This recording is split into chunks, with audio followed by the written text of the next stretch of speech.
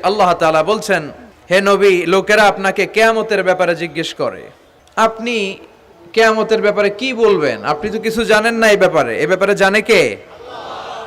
বিশ্বনবী যখন মক্কার জমিনে কিয়ামতের ব্যাপারে বারবার মক্কার লোকদেরকে সাবধান করতে শুরু করলো যে এই দিন না, আরো দিন আছে, এই দিনটাই দিন নয়, বিশাল একটা জগৎ পড়ে আছে, সেটা শুরু হবে কিয়ামত দিয়ে, সব লন্ডভন্ড হয়ে যাবে।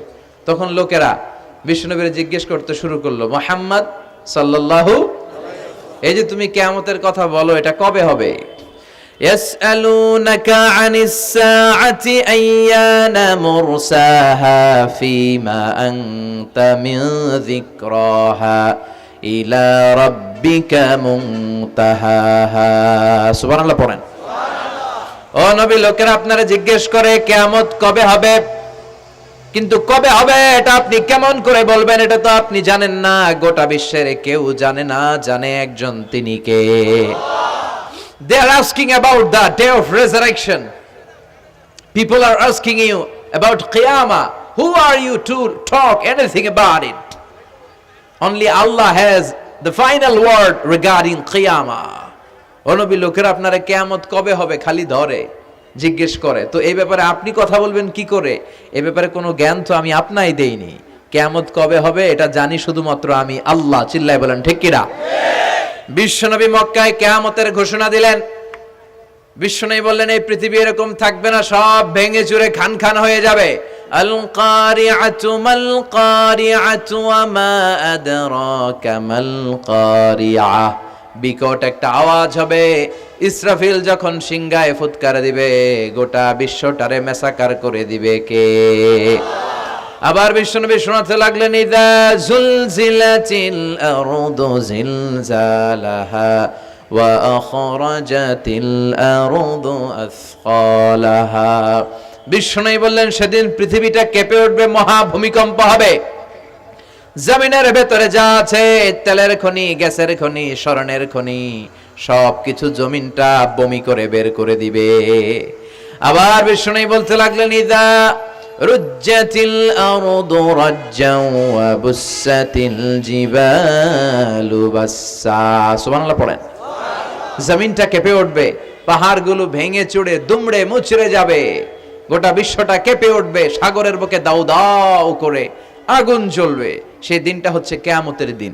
বিশ্বনবীর মুখ থেকে বারবার এই কিয়ামত শুনতে শুনতে কাফেরদের মনের ভিতরে ভয় ঢুকে গেছে। কাফেররা মনে মনে কয়, এই মুহাম্মদের তো কোনোদিন মিথ্যা কথা বলতে শুনি নাই। শুনছে? বিশ্বনবী ওনার পুরো জীবনে একটি মিথ্যা কথা বলেছেন, একটি অসত্য কথাও তিনি বলেছেন। ওদের মনের ভিতরে ভয় ঢুকে গেছে, কিরে মুহাম্মদ যা বলে তাই তো হয়।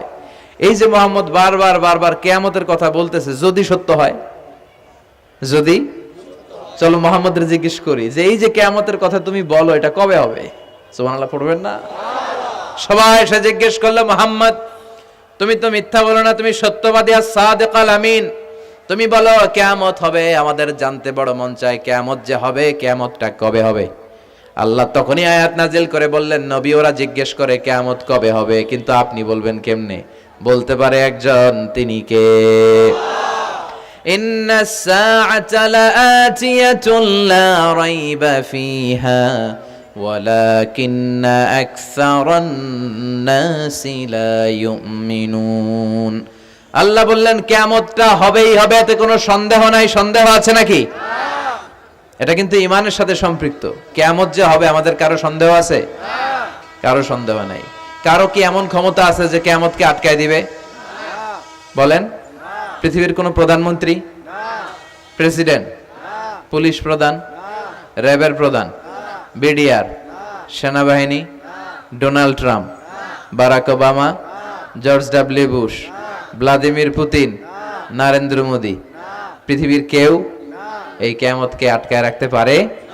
অসম্ভব। কিয়ামত হবেই, কেউ কিয়ামতকে ঠেকায় রাখতে পারবে না। এটা হবে, কিন্তু কবে হবে কেউ জানে না, একজন ছাড়া, তিনি কে? ইন্নাল্লাহা ইনদাহু ইলমুস সাআহ। আল্লাহর কাছে আছে এই কিয়ামতের জ্ঞান, কেউ এই জ্ঞান রাখে না। সাইয়েদনা জিবরাইল বিশ্বনবীকে একবার প্রশ্ন করলেন, ইয়া রাসূলুল্লাহ সাল্লাল্লাহু আলাইহি ওয়াসাল্লাম, মাতা সাআহ, এই যে আপনি কিয়ামতের কথা বলেন, এই কিয়ামতটা কখন হবে? বিষ্ণু বললেন, মাল মাসউলু আনহা বিআলামা মিনাস সাইল। ও জিবরাইল, তুমি যেমনি জানো না, আমিও জানি না। সুবহানাল্লাহ পড়েন। যারা জিজ্ঞেস করা হয়েছে সে জিজ্ঞাসাকারীর চেয়ে ভালো জানে না। মানে তোমার যা দশা আমারও একই দশা, তুমিও জানো না আমিও জানি না, তো জানে কে? আল্লাহ। আবার এক সাহাবী বললেন, ইয়া রাসূলুল্লাহ মাতাস সাআ, কিয়ামত কবে হবে? বিশ্বনবী কোনো উত্তর না দিয়ে আবার সাহাবীরে প্রশ্ন করলেন, বললেন, ওয়া মাযা আ'দাতা লিস-সাআ, কিয়ামত কবে হবে জানার জন্য পাগল হলে কেন? কিয়ামতের জন্য তুমি কি প্রস্তুত করে রেখেছো? সাহাবী বলে, মা আ'দাতু লাহা শাইআন ইয়া রাসূলুল্লাহ, ইয়া রাসূলুল্লাহ আমি কিয়ামতের জন্য কিছুই প্রস্তুত করতে পারি নাই। ইল্লা আন্নী উহিব্বুল্লাহ ওয়া রাসূলুহু, তবে একটা জিনিস আছে, সেটা কি? সেটা হচ্ছে আমি আল্লাহরে আর আল্লাহর রাসূলরে বড় ভালোবাসি। বিষ্ণু বললেন, ফাইন্নাকা মা আমান আহবাবতা, তুমি তো ভালো জিনিসে জোগাড় করেছো। জেনে রাখো, তুমি যাদেরকে ভালোবাসো কিয়ামতের দিন জান্নাতে ঢুকে কিয়ামতের পরে জান্নাতে তাদের সাথেই তুমি থাকবা। যার সাথে যার ভালোবাসা তার সাথেই তার জান্নাত। চিল্লায় বলেন ঠিক কি না? তাহলে বোঝা গেল এই কিয়ামত হবেই। এই কিয়ামতরে কেউ ঠেকায় রাখতে পারে না। আর কিয়ামত কবে হবে এটা কেউ জানেও না, এমনকি জিবরাইলও জানতেন না। সাইয়েদনা জিবরাইল, এমনকি বিশ্বনবী মুহাম্মদ রাসূলুল্লাহ সাল্লাল্লাহু আলাইহি ওয়াসাল্লামও জানতেন না। জানে শুধু একজন, তিনি কে? আল্লাহ। কিন্তু অনেকে দেখবেন ইদানিং কালে বলে ফেলে যে অমুক সালে কিয়ামত। আছে না নাই? বই ঘরে নাই এগুলা? হ্যাঁ, অনেক জায়গায় কিন্তু এরকম বলে 25 সালে কিয়ামত, 30 সালে, 35, 40। এটা বলার ক্ষমতা আপনারা দিয়েছে কে? এটা তো মিনাল উমুর আল গায়বিয়াত, অদৃশ্যের খবর। অদৃশ্যের খবর তো কেউ জানে না, কে জানে? আল্লাহ। অদৃশ্যের খবরের ব্যাপারে কিছু বলতে চাওয়া মানে অদৃশ্যের ব্যাপারে হস্তক্ষেপ করা, এটা কুফরি। কথা বলেন। এজন্য কিয়ামত কবে হবে এক্সাক্ট টাইম এটা আল্লাহ জানে, বিশ্বনবীও জানতেন না।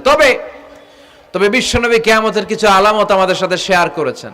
হাদিসের পরতে পরতে, হাদিসের প্রামাণ্য কিতাবগুলোতে যখন আপনি পড়বেন, চ্যাপ্টারগুলোতে পড়বেন, বিভিন্ন জায়গায়, বিভিন্ন নসিহাতে, বিভিন্ন আলোচনায় বিশ্বনবী মুহাম্মদ রাসূলুল্লাহ তিনি বর্ণনা করেছেন যে কিয়ামতের আগ দিয়ে গোটা বিশ্বের, গোটা পৃথিবীর সামাজিক অবস্থা, রাষ্ট্রীয় অবস্থা, পারিবারিক অবস্থা এরকম হবে।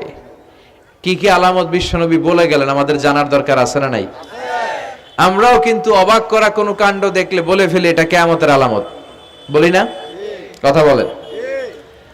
আমরা যদি বেহায়াপনা দেখি, বিশেষ করে ধর্মপ্রাণ মুরব্বী যারা আছে, এরা বেহায়াপনা দেখলে সহ্য করতে পারে না। এরা বলে এগুলো কিয়ামতের আলামত। আছে না নাই? কিয়ামতের আলামত।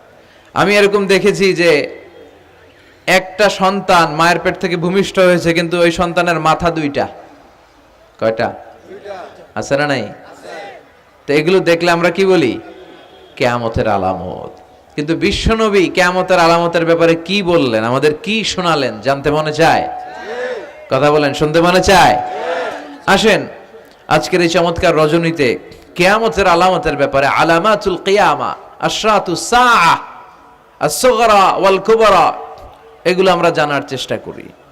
আপনি বিশ্বনবীর মুখনিসৃত এই বাণীগুলো যদি শোনেন যে কিয়ামতের আলামতের ব্যাপারে বিশ্বনবী কি বলেছে, শুনলে আপনার গা শিহরিয়ে উঠবে। আপনার মনে হবে বিশ্বনবী যেন এই একবিংশ শতাব্দীর দিকে তাকিয়ে তাকিয়ে বলে গিয়েছিলেন।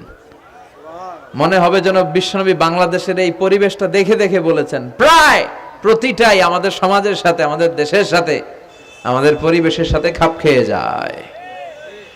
কিয়ামতের আলামতগুলো দুই ভাগে বিভক্ত। একটু আওয়াজ করে উত্তর দিতে হবে, কয় ভাগ? একটা ছোট আলামত আর একটা বড় আলামত। চিল্লায় বলেন একটা, আর একটা, আবার বলেন একটা, আর একটা। বড় আলামত মোট 10টা। কয়টা? আল্লাহর মেহেরবানি 10টার একটাও প্রকাশ পায় নাই, একটাও প্রকাশ পায় নাই। কিন্তু কিয়ামতের ছোট আলামতগুলো অনেকগুলো আলামত, 30, 40, 35 এরকম হয়ে যাবে। এই ছোট আলামতগুলোর বেশিরভাগই আমাদের সমাজে প্রকাশিত হতে শুরু করেছে। যেগুলো হয় নাই এগুলো হওয়ার পথে, বেশিরভাগ সমাজে প্রকাশ পেয়ে গিয়েছে। আশরাতুস সাআ, আস-সুগরা ওয়াল কুবরা। আমরা আজকে কিয়ামতের ছোট আলামত, the minor signs of the day of judgement, কিয়ামত আসার আগ দিয়ে কি কি ছোট আলামত আমাদের সমাজে দেখা যাবে, এগুলো নিয়ে আমরা কিছু কথা শুনবো। আওয়াজ করে পড়েন ইনশাআল্লাহ। উদ্দেশ্য হচ্ছে এগুলো জেনে আমরা সচেতন হব। কি হব? আমরা আখিরাতের ব্যাপারে সচেতন হব এবং নিজেদেরকে গড়ব এবং আমলের পরিমাণ এমন ভাবে বাড়াবো যাতে আমাদের আখিরাতটা সুন্দর হয়। ঠিক কিনা? আমাদের অনেকেরই এই ইখলাস জিনিসটার খুব অভাব। এটা নাই, এটার ঘাটতি। আমরা আল্লাহর কাছে কামনা করি, আল্লাহ তুমি আমাদের হৃদয় ইখলাস দিয়ে পরিপূর্ণ করো। আল্লাহুম্মা রযুকনা ইখলাস, আল্লাহ তুমি আমাদেরকে ইখলাসকে রিজিক হিসেবে দাও। এই ইখলাসের নামে কোরআনে একটা সূরাও আছে না নাই? সূরার নাম কি?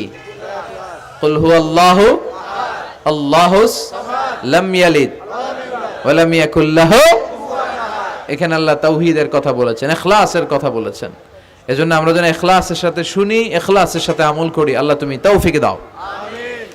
বিশ্বনবী কিয়ামতের ছোট আলামতের ব্যাপারে যা যা বললেন সেগুলো যদি আমরা ধারাবাহিকভাবে শুনতে চাই, তাহলে প্রথমেই যে আলামতটার কথা বলতে হবে সেটা হচ্ছে বিআসাতু রাসূলিল্লাহি সাল্লাল্লাহু আলাইহি ওয়াসাল্লাম। বিশ্বনবীর এই পৃথিবীতে, এই ধরাতে আগমনটাই হচ্ছে কিয়ামতের সর্বপ্রথম আলামত। সুবহানাল্লাহ কইতে পারলেন না? বিশ্বনবীর আগমন পৃথিবীতে হয়েছে কি হয় নাই? কথা বলেন। বিশ্বনবী যে আসছেন আবার চলে গেছেন, বিশ্বনবীর আগমনটা হয়ে গিয়েছে পৃথিবীতে কয় বছর চলে গেল? হ্যাঁ, প্রায় 1400-1500 বছর চলে গেল, এখনো কিয়ামত হয় নাই। সুবহানাল্লাহ পড়েন। বিশ্বনবী বলতেন বুইস্তু আনা ওয়া সাআতু কাহাতাইন, আমি এবং কিয়ামত এইভাবে পিঠাপিঠি হয়ে নাজিল হয়েছি। এই আঙ্গুল থেকে এই আঙ্গুলের মাঝখানে যেমনি তেমন কোনো ব্যবধান নাই, আমি বিশ্বনবী আর কিয়ামতের মাঝখানেও তেমন কোনো ব্যবধান নাই। বিশ্বনবী সাহাবাদেরকে বুঝাতে যে প্রায় এরকম আঙ্গুল ব্যবহার করতেন, ইশারা দিতেন, আঁকাঝোঁকা করতেন। এখন আধুনিক শিক্ষা পদ্ধতিতে এগুলো ব্যবহার হতে শুরু হয়েছে। এগুলো সব বিশ্বনবীর মেথোডোলজি। সুবহানাল্লাহ পড়বেন না? বিশ্বনবী আবার আরেক জায়গায় বলেছিলেন আনা ওয়া কাফিলুল ইয়াতীমি কাহাতাইন, আমার আঙ্গুলের দিকে দেখতেছেন? হ্যাঁ, আনা ওয়া কাফিলুল ইয়াতীমি কাহাতাইন, আমি আর ইয়াতীমের রক্ষণাবেক্ষণকারী জান্নাতে এরকম কাছাকাছি থাকবো। এই দুই আঙ্গুল যেমনি কাছাকাছি, আমি আর ইয়াতীমের রক্ষণাবেক্ষণকারী এরকম জান্নাতে থাকবো কাছাকাছি। আমরা এখন রক্ষণাবেক্ষণ করব কি? ইয়াতীমের সম্পদ লুণ্ঠনের ক্ষেত্রে আমরা এক নাম্বার। চিল্লা এখন ঠিক কিনা? ইয়াতীমের মাথায় হাত বুলিয়ে দিলে আল্লাহ খুশি হয়ে যায়। ইয়াতীমদেরকে ভালোবাসলে আল্লাহ তারে ভালোবাসে। ইয়াতীমের জন্য দান সদকা করলে তার মর্যাদা বাড়ায় দেয় কে? আল্লাহ। আমাদের এলাকাগুলোতে ইয়াতীমখানা নাই? আমাদের সমাজে ইয়াতীম আছে না নাই? তার বাবা নাই, তার মা নাই, ইয়াতীম। আপনি তার ঘরে খাবার পৌঁছে দেন, আপনার আব্বার কবরটারে জান্নাতে টুকরা বানায় দিবে কে? ইয়াতীম মিসকিনদেরকে সহায়তা করবেন, দান সদকা ওইখানে করবেন। ওইদিকে টাকা না দিয়ে মাজারে যে টাকা দেয় এরকম লোক আছে না নাই? মাজারে টাকা দেওয়া যাবে অপ্রয়োজনে? মাজারে কেন টাকা দিবেন? ওখানে একজন লোক শুয়ে আছে, পড়ে আছে, উনার টাকা লাগবে? টাকা লাগবে আমগো জীবিত যারা আছে আমাদের। কথা কন। গরিব, দুস্থ, সুবিধা বঞ্চিত মানুষ যারা আছে তাদের টাকা লাগবে। এজন্য মাজারে যে মানত করা যাবে? মানত করতে হবে একজনের নামে, চিৎকার করে বলেন তিনি কে? অনেকে দেখবেন মাজারে যে মোমবাতি দিয়ে আসে, আগরবাতি দিয়ে আসে, হ্যাঁ, কাপড় দিয়ে আসে, ছাগল দিয়ে আসে, মুরগি দিয়ে আসে, গরু দিয়ে আসে। আছে না নাই? আলহামদুলিল্লাহ নারায়ণগঞ্জে এগুলা নাই। হ্যাঁ হ্যাঁ আছে। আহা, আল্লাহ তুমি বুঝার তৌফিক দাও। দেখবেন মাজারে আবার মশারিও দিয়ে রাখে। আছে না নাই? যিনি শুয়ে আছে ওনার কি মশায় কামড়ায়? তো উনি যদি মশার কামড় থেকে নিজের বাঁচাইতে না পারে, উনি আমগরে বাঁচাবে কি? কথা বলেন। আবার দেখবেন অনেক ড্রাইভার অনেক মাজারের পাশ দিয়ে যখন যায় সে গাড়ি স্লো করে ফেলে। ড্রাইভারকে জিজ্ঞেস করেন যে তুমি স্লো করলা কেন? সে বলে এখানে বাবার মাজার, বাবা অনেক গরম। গাড়ি উল্টায়া দিবার পারে। কি করতে পারে? আচ্ছা, গাড়ি উল্টালে কি হয়? দুর্ঘটনা হয়, মানুষ মারা যায়। যারা মানুষ মারে এরা কি বাবা নাকি ডাকাত? তো এ কেমন আল্লাহর ওলি, সে মানুষ মেরে ফেলে। আপনি একটু আকল খাটালে আপনি বুঝতে পারবেন যে এগুলোর সাথে ইসলামের কোনো সম্পর্ক নাই। ইসলাম শিখায় চাইতে হবে একজনের কাছে। ইদা সাআলতা ফাসআলিল্লাহ, ফরিয়াদ করবা তো কার কাছে করব? চাইতে হবে কার কাছে? ছেলে চান কে দিবে? মেয়ে চান কে দিবে? ছেলে মেয়ে দুইটা চান কে দিবে? ব্যবসায় সফল হতে চান কে দিবে? জান্নাতি হতে চান কে দিবে? আল্লাহ ছাড়া কেউ কিছু দিতে পারে? বিশ্বনবী মুহাম্মদুর রাসূলুল্লাহ সাল্লাল্লাহু আলাইহি সাল্লাম কি আমাদের কিছু দিতে পারে? না। এজন্য ওনার কবরে যেও চাওয়া যায় না, ওনারে সালাম দেওয়া যায়। ওখানে যে বিশ্বনবীকে সালাতু সালাম পাঠানো যায়, কিন্তু বিশ্বনবীরে বলা যায় না, ইয়া রাসূলুল্লাহ আমার একটা মেয়ে দেন, আমার একটা ছেলে দেন, ইয়া রাসূলুল্লাহ আমার নির্বাচনে পাশ করাইয়া দেন। এখন নির্বাচন আসছে নতুন না, প্রায় দেখি অ্যানাউন্সমেন্ট চলতেছে কাউন্সিলর নির্বাচন। তো বিশ্বনবীর কবরের সামনে দাঁড়িয়েও চাওয়া যায় না। তো বিশ্বনবীর কবরের সামনে দাঁড়িয়ে কিছু চাইলে সৌদি পুলিশ হাতের মধ্যে লাঠি দিয়ে বাড়ি মারে, দাঁড়াতেই দেয় না। যে এখানে কি চাও তুমি? সামনে কেবলা, কেবলামুখী হও। এই বিশ্বনবী যার কাছে যাইতেন তার কাছে চাও, তিনি ছাড়া কিচ্ছু করার ক্ষমতা গোটা বিশ্বে কারো নাই। আল্লাহর ধনভাণ্ডার কত বিশাল! তিনি আমাদের সবাইকে যদি জান্নাতুল ফেরদাউস দিয়ে দেয়, ওনার জান্নাতের মধ্যে ঠেলাঠেলি হবে তো না? কথা কন। বিশ্বনবী 8টা জান্নাতের যে স্টেজ, এই 8টার সবগুলাই থাকবে না, উনি থাকবে জান্নাতুল ফেরদাউস। কোনটায় থাকবে? তাহলে আমরা থাকবো কই? ইনশাআল্লাহ করবেন না? নবী থাকবে একটাই, আমরা আরেকটাই। এটা সম্ভব? অন্য কোন জান্নাত দিয়ে আমাদের বুঝ দেওয়া যাবে? আমরা আল্লাহর কাছে বলবো, আল্লাহ আমগো নবী যেদিকে, আমরা থাকবো বিশ্বনবী থাকবে জান্নাতুল ফেরদাউস, আমরাও থাকবো ফেরদাউসে। ইনশাআল্লাহ পড়েন। এত বিশাল জান্নাত, কোনো ধাক্কা ধাক্কি নাই। জান্নাতের এক একটা দরজা চিনেন তো না? বিশ্বনবী যখন জান্নাতের দরজার বর্ণনা দিচ্ছেন, বিশ্বনবী বলছেন ইন্নাল মিসরাআইন মিন মাসারি'আল জান্নাহ মা বাইনা মাক্কাতা ওয়া হাজার। ও সাহাবারা, জান্নাতের দরজাগুলো কত বড়, শোনো শোনো। বিশ্বনবী বললেন সৌদি আরবের মক্কা শহর থেকে বাহরাইনের হাজার শহর যত লম্বা, জান্নাতের এক একটা দরজা তত লম্বা। তার মানে এক এক ধাক্কায় কয়েকশো কোটি লোক জান্নাতে ঢুকে যাবে। তো ওই জান্নাতে আমরা সবাই যদি ফেরদাউসে থাকি, আল্লাহর কোনো ঘাটতি আছে? ওই আল্লাহরে থইয়া মাজারে যায়, ওই আল্লাহরে না ডেকে বাবারে ডাকে, ওই আল্লাহর কাছে না যেয়ে মাজারে যেয়ে লাল সালু দিয়ে আসে। দেখবেন যে লোকটা মাজারে মশারি দেয়, ওর বাবার ডেঙ্গু রোগ, ওর মারে মশাই কামড়ায়, ওর বাবারে মশাই কামড়ায়। বাপ মার কাছে চায় না। বাপ মা যে কত বড় পীর সাহেব, গোটা বিশ্বের পীর সাহেবরা যদি একটা দোয়া করে আর বাবা মা যদি আরেক পাশে দোয়া করে, বাবা মার দোয়া আগে আগে কবুল হয়ে যাবে। এজন্য চাইতে হবে একজনের কাছে, তিনি কে? বিশ্বনবী যখন বুঝাতেন, মাঝে মাঝে হাতের ইশারায় বুঝাতেন। সুবহানাল্লাহ পড়েন। বিশ্বনবী যখন বুঝাতেন, মাঝে মাঝে প্রশ্ন করে বুঝাতেন, মাঝে মাঝে প্রশ্ন করে বুঝাতেন। He use to throw question to the audience. শ্রোতাদেরকে প্রশ্ন ছুড়ে দিতেন। প্রশ্ন ছুড়ে দিলে কি লাভ জানেন? শ্রোতারা ভাবতে শুরু করে উত্তরটা কি, কি এই প্রশ্নের উত্তর। যখন উত্তরটা করতে পারে না, তখন বিশ্বনবী উত্তর বলে দিতেন। যখন উত্তর করতে যে ঠেকে যায় একটা ঠেকা ঠেকা ভাব, তখন যখন উত্তরটা জানা হয়, ওই উত্তর আর ভোলা হয় না। কথা বলেন। বিশ্বনবী সাহাবাদেরকে প্রশ্ন করলেন, ইন্না মিনাশ শাজারাতি শাজারাতুন লা ইয়াসকুতু ওয়ারাকুহা। ও সাহাবারা, গাছের মধ্যে, বৃক্ষলতার মধ্যে এমন একটা বৃক্ষ আছে, এমন একটা গাছ আছে, যেই গাছের কোনো পাতা ঝরে না। মাসালুহা কামাসালুল মুমিন। ওই গাছের দৃষ্টান্ত মুমিনের দৃষ্টান্তের মতো। বলো তো, হাদ্দিসুনি মা হিয়া, দেখি তোমরা পারো কিনা ওই গাছটা কি? কেউ পারে না। কেউ বলে ওই গাছ, কেউ বলে মরুভূমির ওই ক্যাকটাস গাছ, কেউ বলে ওই গুলমলতা, কেউ বলে ওইটা, কেউ বলতে পারে না। বিষ্ণু বললেন কারোটা হয়নি। ইন্নাহা নাখলা, এটা হলো খেজুর গাছ। সাহাবারা ভাবসারে খেজুর গাছ তো প্রত্যেক ঘরের পিছনে পিছনে, এটা ধরছে নাকি? ধরলে তো কঠিনটাই ধরবে। এজন্য সাহাবাদের প্রত্যেক বাড়ির পাশে খেজুর গাছ। ওইদিকে মন যায় না, মন গেছে দূরে, দেখি তো কোন গাছ, খুঁজে পায় না। সুবহানাল্লাহ পড়েন। এই যে বিশ্বনবীর শিখানোর পদ্ধতি, education system, how to teach the children, আপনি ছাত্রদেরকে কিভাবে পড়াবেন, এটা বিশ্বনবী হাতে কলমে আমাদেরকে শিখিয়ে গিয়েছে। ওই মজলিসে আব্দুল্লাহ ইবনে উমর রাদিয়াল্লাহু আনহু আর ওনার বাবা ওমরে ফারুক দুইজনই উপস্থিত ছিলেন। বাড়িতে যাওয়ার পরে ছোট্ট আব্দুল্লাহ ইবনে উমর সাইয়েদনা ওমর ফারুককে বলেন, আব্বা, বিশ্বনবী যে আজকে প্রশ্নটা করছিল আমি কিন্তু উত্তর জানতাম। সুবহানাল্লাহ কইবেন না? ওমর ফারুক বললেন, বলো কি, তুমি জানতা যেটা খেজুর গাছ? আব্দুল্লাহ ইবনে ওমর বলে, না আমি আবি, হ্যাঁ আমি জানতাম। তো বললা না কেন?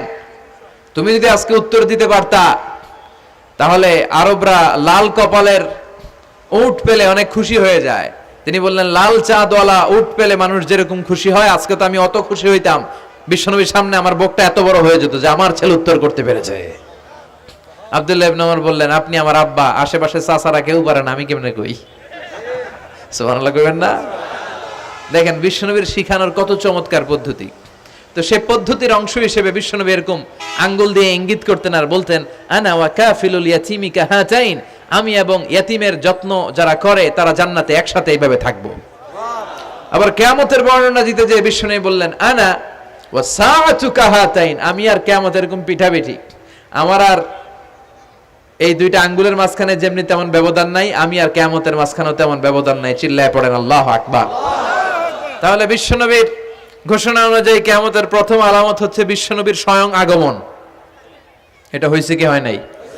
এরা হতে হেলে দুলে নুরানি তনু কে আসে হায়, সারা দুনিয়ার হেরে মেরে পর্দা খুলে খুলে চায়, সে যে আমার কামলিওয়ালা কামলিওয়ালা, তার ভাবে বিভোল রাঙা পায়ের তলে, পর্বত জঙ্গল টল মল টলে, খুরমা খেজুর বাদাম জাফরানি ফুল ঝরে ঝরে যায়, সে যে আমার কামলিওয়ালা কামলিওয়ালা। সুবহানাল্লাহ পড়েন। এই কামলিওয়ালা নবীর আগমনটাই কিয়ামতের প্রথম আলামত। তাহলে প্রথম আলামত আমরা পাইছি কি পাই নাই? পেয়ে গেলাম। এরপরে বিষ্ণু বলেছেন, যুহুর কাসরাতিল ফিতান বিআনওয়াইহা, কিয়ামতের আগ দিয়ে সমাজে ফিতনা ফাসাদ বেড়ে যাবে। পারিবারিক ফিতনা আমাদের আছে না নাই? সামাজিক ফিতনা, একটু আওয়াজ করে উত্তর দিবেন। রাষ্ট্রীয় ফিতনা, নারী ঘটিত ফিতনা, খালি ফিতনা আর ফিতনা। আপনি যেদিকে তাকাবেন ওইদিকেই ফিতনা।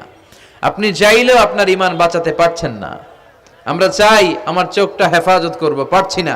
ইউটিউবে ঢুকলাম, জাকির নায়েকের লেকচার শুনবো, ইউটিউবে ঢুকলাম, শায়েখ সুদাইসের তেলাওয়াত শুনবো, ওদিকে তেলাওয়াতও বাজে আর নিচে সাজেস্টেড ল্যাংটা ভিডিও আছে না নাই? কই যাব আমরা? কিভাবে বাঁচাবো আমাদের চোখ? বায়ে অশ্লীলতা দেখে ডানে তাকায়, দেখি ওদিকে অশ্লীলতা,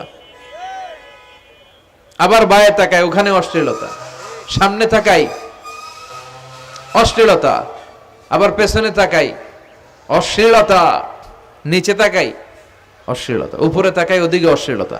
আমরা যাব কই? আর নাযার সাহামুন মাসমুম মিন সিহাম ইবলিস, এই দৃষ্টি শয়তানের বিষ মাখানো তীরবানের মধ্য থেকে ভয়ঙ্কর তীর। এই তীর দিয়ে শয়তান যুবক যুবতীদেরকে কাবু করে ফেলে। একটা যুবক যুবতীর মধ্যে প্রথমে আই কন্টাক্ট হয়। কি হয়? প্রথমে আই কন্টাক্ট, চোখে চোখে একটা ভাব বিনিময় হয়, হ্যাঁ। এরপরে এসএমএস এর আদান প্রদান হয়, কথা বলেন। এরপরে ডেটিং হয়, ডেটিং কি হয়? এরপর হয় গার্লফ্রেন্ড বয়ফ্রেন্ড, আছে না নাই? এগুলো ভুইঘরে নাই? ভুইঘরের ছেলেপেলেরা আল্লাহওয়ালা, হ্যাঁ। কি ভয়ঙ্কর অবস্থা। আমরা ছোটবেলায় এই সমস্ত গার্লফ্রেন্ড বয়ফ্রেন্ড কি বুঝতামই না। এখন ক্লাস 5 থেকে শুরু, ক্লাসে যারা যারা আছে ভাগাভাগি হয়ে যায়, কোনটা কার, আছে না নাই? কয় এইটা আমার, মানে আমার ফ্রেন্ড, এটা আমার এই কি ফ্রেন্ড, গার্লফ্রেন্ড, এটা আমার গার্লফ্রেন্ড, তো এটা তোর গার্লফ্রেন্ড, আছে না নাই? আবার এটারে সংক্ষেপ করছে, কয় জিএফ। কি কয়? তোমাদের এগুলা নাই তো? হ্যাঁ আছে, অর্ধেক কয় আছে, অর্ধেক কয় নাই। খুব চালাক এরা। প্রিয় ভাইয়েরা, এগুলো আমাদের সংস্কৃতি নয়। বিবাহ বহির্ভূত যে কোনো ধরনের নারী পুরুষের সম্পর্ককে হারাম করেছে কে? আল্লাহ। আসুন আমরা বিয়েটাকে সহজ করি, আর্লি ম্যারেজ ক্যাম্পেইন করি। আর কত বলবো, যতদিন বেঁচে থাকি বলবো, বিয়েটারে সহজ করে দেন। ছেলের বাবা যারা আছেন, মেয়ের বাবা যারা আছেন, বিয়েটা সহজ করে দেন। তা না হলে এই যে 14ই ফেব্রুয়ারি গুলো যায়, আছে না নাই? কি নাম? কি বিশ্ব বেহায়া? আহা, এগুলো আগে ছিল না, এগুলো সব কিয়ামতের আলামত। চিল্লায় এখন ঠিক কিনা? এই দিবসগুলোতে আপনার উঠতি বয়সের তরুণী মেয়ে, আপনার ছেলে যে পাপগুলো করে বিয়ে না করার কারণে, এই পাপগুলোর একটা পার্সেন্টেজ গুনাহ আপনার আমলনামায় আছে না নাই?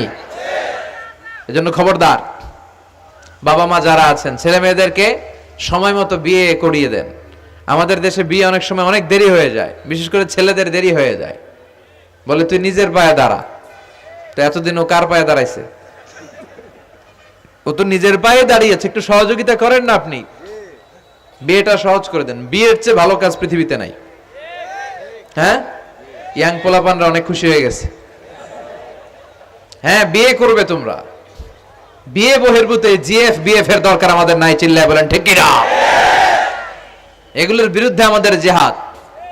ইসলামের ইমেজকে, আমাদের মোরালিটি, আমাদের এথিক্যাল স্ট্যান্ডিং পয়েন্ট যেখানেই নষ্ট হবে, ওগুলোর বিরুদ্ধে আমাদেরকে সোচ্চার হতে হবে।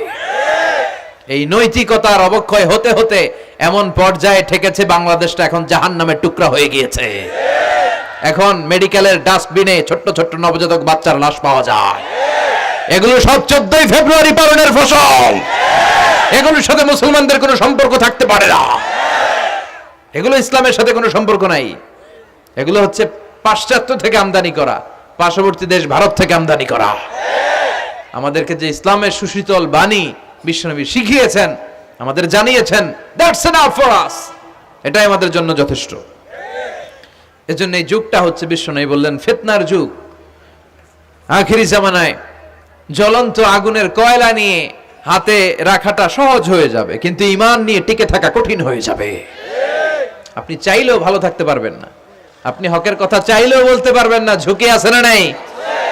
গুম আছে না নাই? ক্রস ফায়ার আছে না নাই?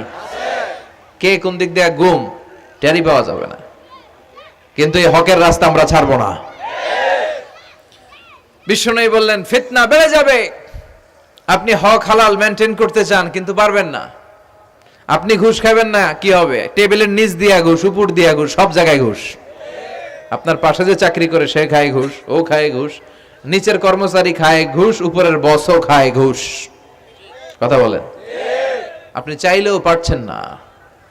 এজন্য বিশ্বনবী সবসময় দোয়া করতেন, আল্লাহ ফিতনা থেকে আমাদেরকে বাঁচাও। বিশ্বনবী পড়তেন, আল্লাহুম্মা ইন্না নাউযু বিকা মিনাল ফিতান মা যাহারা মিনহা মা বাচান। হে আল্লাহ, প্রকাশ্য অপ্রকাশ্য সব ফিতনা থেকে তুমি আমাদেরকে বাঁচাও। চিল্লায় পড়েন আমিন।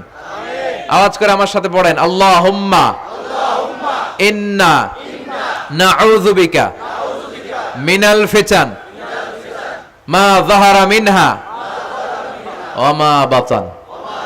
এর মানে হচ্ছে, হে আল্লাহ, প্রকাশ্য অপ্রকাশ্য, দেখা যায় দেখা যায় না, এরকম সব ফিতনা থেকে তুমি আমাদেরকে বাঁচাও। তাহলে এই যে বিশ্বনবী বললেন কিয়ামতের আগে ফিতনা বেড়ে যাবে, এই আলামতটা সমাজে আছে না নাই? আমাদের আশেপাশে ফিতনা আছে না? আচ্ছা, এরপরে বিশ্বনবী বললেন খুরুজ মুদ্দাঈন নবুওয়া, কিয়ামতের আগ দিয়ে ভণ্ড নবী দাবিদার বেড়ে যাবে। বুখারীর বর্ণনায় বিশ্বনবী বললেন, ততক্ষণ পর্যন্ত কিয়ামত হবে না যতক্ষণ না 30 জন ভণ্ড নবী দাবিদার বেরোবে। ভণ্ড নবী দাবিদার, একটাও নবী না। কুল্লুহুম কাযযাবুন দাজ্জালুন, সবগুলো মিথ্যাবাদী, কাযযাব আর দাজ্জাল। বিশ্ব নবী হচ্ছেন সর্বশেষ নবী। আমার নবীর পরে আর কোন নবী আসবে না, আমার রাসূলের পরে আর কোন রাসূল আসবে না। এই কথাটা যারা মানবে না তার ঈমান থাকবে না।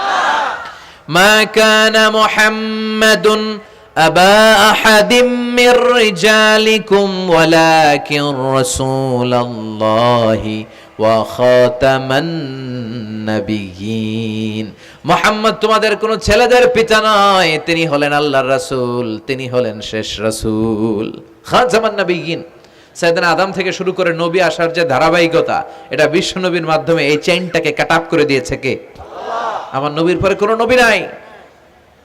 বিশ্বনবী বলতেন, লা নাবিয়্যা বা'দি ওয়ালা রাসূলা, আমার পরে নবীও নাই, রাসূলও নাই, তবে লাউ কানা বা'দি নাবিয়্যুন লাকানা উমর, আমার পরে যদি কেউ নবী হতো আমার সাহাবী ওমর নবী হয়ে যেত। প্রভু তুমি বলেছ রাসূল দেবে না, বলনি দেবে না ওমর, বলনি দেবে না হামজা তারিক, খালিদ বিজয়ী সমর। প্রভু তুমি বলেছ রাসূল দেবে না, বলনি দেবে না ওমর, বলনি দেবে না হামজা তারিক, খালিদ বিজয়ী সমর। প্রভু তুমি বলেছ রাসূল দেবে না। সুবহানাল্লাহ পড়েন। ওমরে ফারুক নবী হয়ে যেত, এমন কোয়ালিটি ছিল। আসাদুহুম ফি আমরিল্লাহি আমার, আল্লাহর আইন বাস্তবায়নের ক্ষেত্রে গোটা বিশ্বের মধ্যে সবচেয়ে শক্ত ছিলেন সাইয়েদনা ওমর। আর এই উম্মতের মধ্যে সবচেয়ে নরম দিলের ছিলেন সাইয়েদনা আবু বকর। আরহাম উম্মতি বি উম্মতি আবু বকর। তিনি যখন নামাজে দাঁড়াতেন, সালাতে দাঁড়াতেন, উনি যখন তেলাওয়াত শুরু করতেন, ওনার কান্নার আওয়াজে তেলাওয়াতের আওয়াজ বোঝা যেত না। আর আমাদের নামাজে কান্না আসে? হ্যাঁ, নামাজে দাঁড়াইলেই সারাদিন যেটা মনে পড়ে না ওটা নামাজে দাঁড়াইলেই মনে পড়ে। আছে না নাই? নামাজেও দাঁড়ায়, আবার বিপিএল এ কি হইলো ওই টেনশন আছে না নাই? নামাজও পড়ে, আবার মাশরাফি কি আউট, এখন তো আবার উনি কি এমপি না, মাননীয় এমপি মাশরাফি। এমপি বললে কেমন জানে লাগে, শুধু মাশরাফি বলতে ভালো লাগে, কথা কন। তো উনি কি আউট নাকি ছক্কা, এই টেনশন গুলো আছে না নাই? আহা, এই তো আমাদের নামাজ। এই নামাজগুলো মিজানের পাল্লায় উঠালে কোনো ওজন হবে? কথা বলেন। বিশ্বনবী যখন সালাত পড়তেন, বিশ্বনবীর পা গুলো ফুলে, হাত্তা তাতাওয়াররামু খাদামা, টিউমার যেমনি ফুলে থাকে, বিশ্বনবীর পা গুলো ফুলে যেত। তাহাজ্জুদ পড়তে পড়তে দাঁড়িয়ে থাকতে থাকতে হাত দুইটা প্যারালাইজড হয়ে যেত, আর নাড়াতে পারে না। এরপরে তিনি হাত ছেড়ে দিতেন প্রশান্তির জন্য, এরপরে হাত ছেড়ে দিয়ে কেরাত পড়তেন, আবার যখন ভাল লাগতো আবার ধরতেন। সুবহানাল্লাহ পড়ে। আলী কারামাল্লাহু ওয়াজহার পায়ের ভেতরে এক যুদ্ধে তীর ঢুকে গেল। এই তীর টেনে বের করা যায় না, তীর টান দিলেই উনি চিৎকার মারে, জখম হয়েছে অনেক ভিতরে। বিশ্বনবী বললেন, আরিহনা বিসসালা ইয়া বিলাল, আকিমিস সালা, বেলাল আজান দাও, নামাজ শুরু করি। নামাজ শুরুর আগে আরেক সাহাবীরে বললেন, আলী যখন জামাতের কাতারে দাঁড়াবে, তুমি নামাজে না দাঁড়িয়ে আলীর পায়ের সামনে যে ওই পায়ের তীরটা টান দিয়ে বের করবা। সুবহানাল্লাহ পড়েন। একামত হলো, বিশ্বনবী সালাত শুরু করলেন। বিশ্বনবীর কথা অনুযায়ী ওই সাহাবী যে আলী কারামাল্লাহু ওয়াজহার পা থেকে টান দিয়ে তীরটা বের করে নিয়ে আসলেন, ফিনকি দিয়ে রক্ত বেরোলো, জায়গাটা রক্তে সয়লাভ, কিন্তু সাইয়েদনা আলী কারামাল্লাহু ওয়াজহা টেরই পায় নাই। সালাত শেষ, উনি দেখেন পায়ের মধ্যে তীর নাই, রক্তের সয়লাভ, যেখানে দাঁড়ালেন ওখানে খালি রক্ত। বিশ্বনবীরে বললেন, ও নবী আমার পায়ের তীর কই? বিশ্বনবী বললেন, আলী রে, আমি জানি তুমি যখন যায় নামাজে নামাজের জন্য দাঁড়িয়ে যাও, দিন দুনিয়ার হুঁশ তোমার থাকে না, তোমার হৃদয়টা এখানে থাকে না, দেহটা এখানে থাকে, হৃদয়টা চলে যায় আল্লাহর আরশের উপরে। উনাদেরও নামাজ, আমাদেরও। সাহাবারা যখন মরুভূমিতে নামাজ পড়তেন, মরুভূমির পাখিগুলো এসে সাহাবাদের মাথার উপরে বসে যেত। পাখিগুলো মনে করতো এগুলো মরুভূমির খেজুর গাছটা হবে। কি হবে? কারণ নড়ে চড়ে না তো, আমাদের মতো তো এরকম দাড়ি চুলকা না, এরকম জামা ঠিক করে না, দাঁড়াইছে তো দাঁড়াইছেই। সুবহানাল্লাহ পড়েন। তো ইবাদতে এরকম আন্তরিকতা, একাগ্রতার দরকার আছে না নাই? বিশ্বনবীর পরে কোন নবী হবে না, কিন্তু বিশ্বনবী বললেন কিয়ামতের আগে এরকম অনেক ভণ্ড নবী দাবিদার বের হবে। বিশ্বনবীর সময়কালেই এক ভণ্ড নবী দাবিদার বের হয়েছিল, ওর নাম হচ্ছে মুসাইলামাতুল কাযযাব। এসে বলে, মুহাম্মদ আন-নবুওয়া নিসফুন লাকা ওয়া নিসফুন লি, তুমি একা নবী নও, নবুয়ত অর্ধেক তোমার অর্ধেক আমার, আমারটা আমারে বুঝায় দাও। বিষ্ণু বললেন, তোরে বুঝায় দেবো? আনতা লাস্তা মুসাইলামা ফাকাত, আনতা মুসাইলামাতুল কাযযাব, আজ থেকে তুই শুধু মুসাইলামা না, তুই ভণ্ড মুসাইলামা, তুই মিথ্যাবাদী মুসাইলামা। বিশ্বনবীর পরে এরকম আলজেরিয়াতে অনেক ভণ্ড নবী দাবিদার বের হয়েছে। এই যে ভারতবর্ষের ইন্ডিয়া পাকিস্তান, এখানে পাঞ্জাব একটা এলাকা আছে, নাম শুনছেন? গোলাম মির্জা গোলাম আহমদ কাদিয়ানি, এই বেয়াদবটাও নবুয়ত দাবি করেছে। নাউজুবিল্লাহ পড়তে পারলেন না? সে প্রথমে দাবি করছে আমি শেষ নবী, এরপরে সে দাবি করছে আমি ইমাম মাহাদি, এরপর সে দাবি করছে আমি ঈসা আল মাসিহ। এই ভণ্ডটার অনুসারী বাংলার জমিনে আছে না নাই? এদেরকে রাষ্ট্রীয়ভাবে কাফের হিসেবে আখ্যা দেওয়ার দরকার আছে না নাই? এত আন্দোলন হয়, এত কথা হয়, কিন্তু সরকারের টনক নড়ে না। এদেরকে রাষ্ট্রীয়ভাবে কাফের হিসেবে ঘোষণা দিতে হবে, সার্কুলার জারি করে চিল্লায় বলেন ঠিক কিনা? এরা মুসলমান নয়। কারণ আপনি শুধু লা ইলাহা মানলেই মুসলমান হতে পারবেন না, মুমিন হতে পারবেন না। বিশ্বনবীর উপর সাক্ষী দেওয়ার দরকার আছে না নাই? বিশ্বনবী শেষ নবী, ওনার পরে কোনো নবীও আসবে না, কোনো রাসূলও আসবে না। চিল্লায় বলেন ঠিক কিনা? এই বেয়াদবটা পায়খানা করতে যায় টাঙ্কি ভাঙ্গা গুয়ের টাঙ্কিতে পয়রা মরছে। শত শত বছরের ময়লা পায়খানাটার মধ্যে জমা, গু খাইতে খাইতে পেটটা হয়েছে এত বড়, আর পারে না। আল্লাহকে খা, জনমের খাওয়া। নবীরা যেখানে মারা যায়, নবীরা নিজে পবিত্র, যেখানে মরে ওই জায়গাটাও, কিন্তু বেয়াদবটা কই মরছে? হ্যাঁ, বাথরুমের টাঙ্কির ভিতরে। তো মেথর নিয়ে আসা হয়েছে, মেথর ভাইরা এসে রশি দিয়ে ওটারে উঠায়। কিছু দূর ওঠার পরে এত ওজন, রশি টশি ভাঙ্গে আবার ধস করে পড়ে, আবার উঠায়, আবার পরে আল্লাহকে জনমের মতো ঘু খাইয়া নে। বিষ্ণুর সাথে বেয়াদবি করেছিস, তোর ইজ্জতের 12টা আমি বাজায় দিলাম। চিল্লা এখন ঠিক কিনা? যারাই বিষ্ণুনবীর সম্মান নিয়ে ঝিনিমিনি খেলেছে, তাদের রেহাই দুনিয়াতেও নাই, আখেরাতেও নাই। এই মুসাইলামা দুনিয়াতেই অপমানিত হয়েছিল। সে বিষ্ণুনবীকে নকল করত, কপি করত, বেয়াদবি করত, স্পর্ধা দেখাতো। বিশ্বনবী কোন গাছের মধ্যে হাত লাগালে ওই গাছের ফলন বেড়ে যেত। সে বলতো আমি নবী। তার এলাকার লোকেরা বলে তাহলে বিশ্বনবী মুহাম্মদের মতো তুমি আমাদের এলাকার গাছে হাত লাগাও। সে কোনো গাছে হাত লাগাইলে ওই গাছের সব ফল মরে যেত। বিশ্বনবী কোন লোনা পানির কুয়ার ভেতরে অজু করে কুলির পানি ফেললে ওই লোনা পানির কুয়া মিঠা পানির কুয়াতে পরিণত হতো। আর এই বদমাসটা যদি মিঠা পানির কোন কুয়ার মধ্যে কুলি ফেলাইতো, ওইটা লোনা পানির কুয়া হয়ে যেত।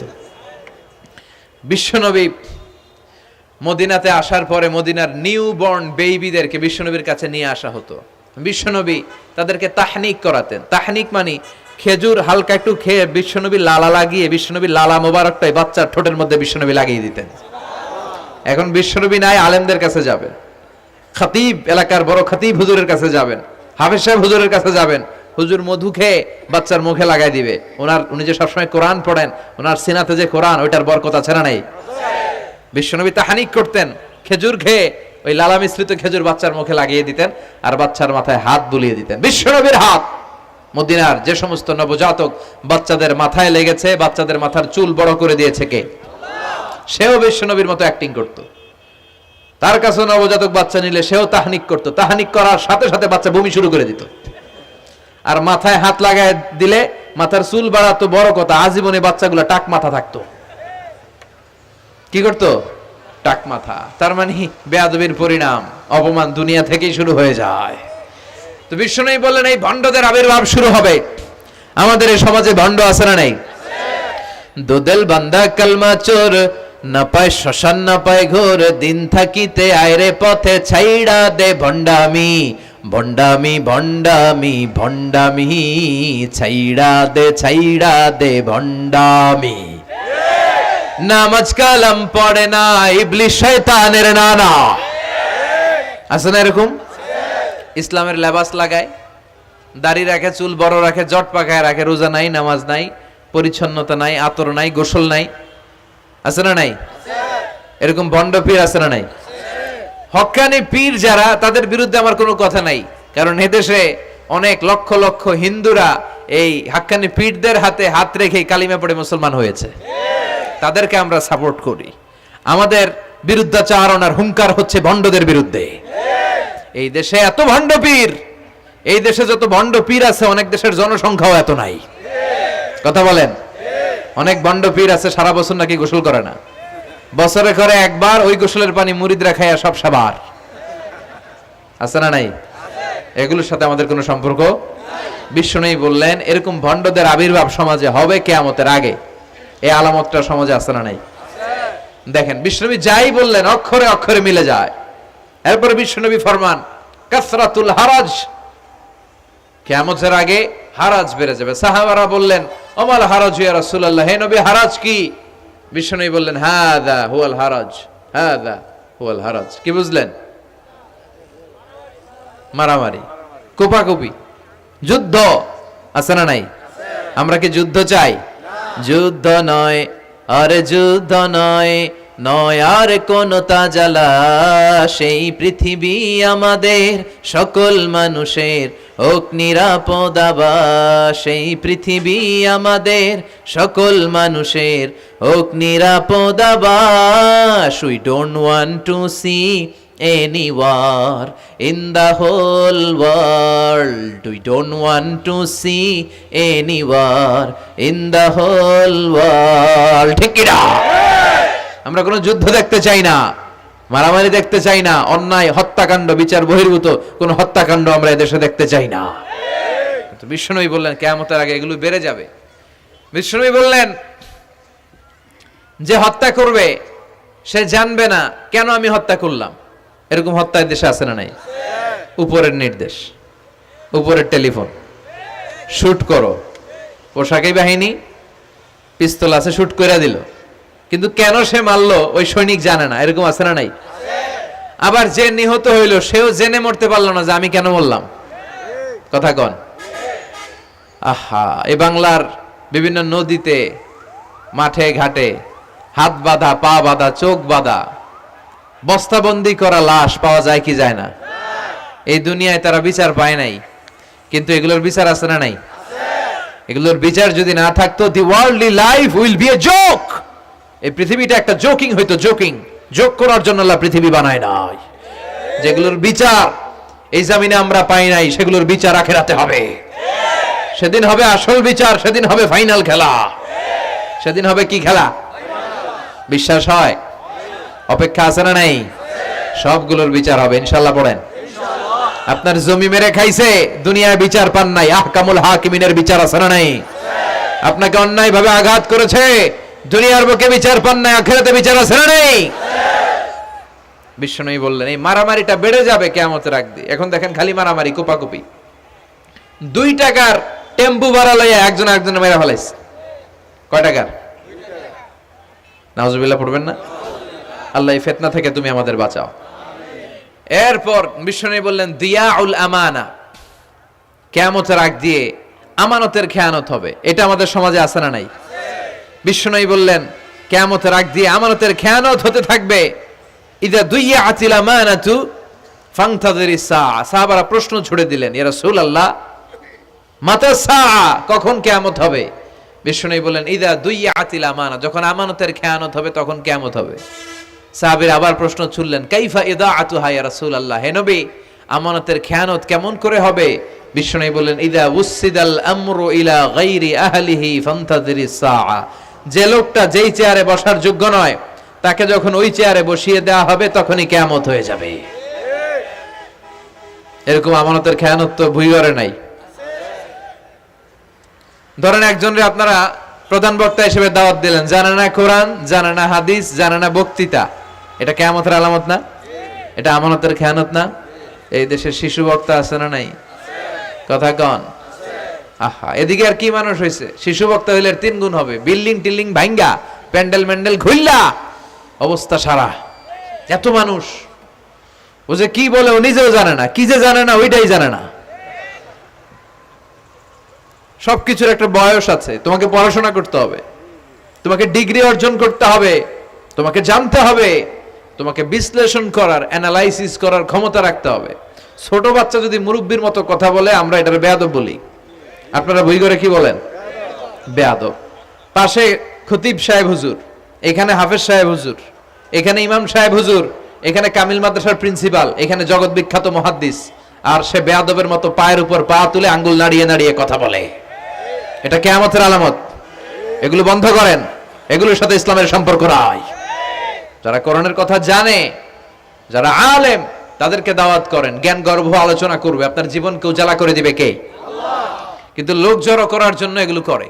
আহা, তাফসীর মাহফিলের ভিতরে এই শো অফ, খালি লোক দেখানো মানসিকতা। কে আসলে বেশি লোক হবে এরা দাওয়াত করো। মাহফিল হইলে এরা লাগবে, ওরে লাগবে, এরা লাগবে। আমগো অবস্থা হালুয়া টাইট। 15,000 দাওয়াত ইনভাইটেশনের মধ্য থেকে 90টা প্রোগ্রাম রেখেছে এই বছর। 15,000। এটা কিয়ামতের আলামত না? সুবহানাল্লাহ কয়। আর এটা কিয়ামতের আলামত। কেন আমারে লাগবে কেন? আপনার এলাকায় মুহাদ্দিস নাই? আপনার এলাকায় মুফাসসির নাই? মিজানুর রহমান আজহারীকে লাগবে কেন? মিজানুর রহমান আজহারী যেখানে সুযোগ হবে 2-4 জায়গায় প্রোগ্রাম করবে। এখন তো ইউটিউবে সব দেখা যায় যে এত চ্যানেল, অনেক মাহফিলে এত শ্রোতাও নাই।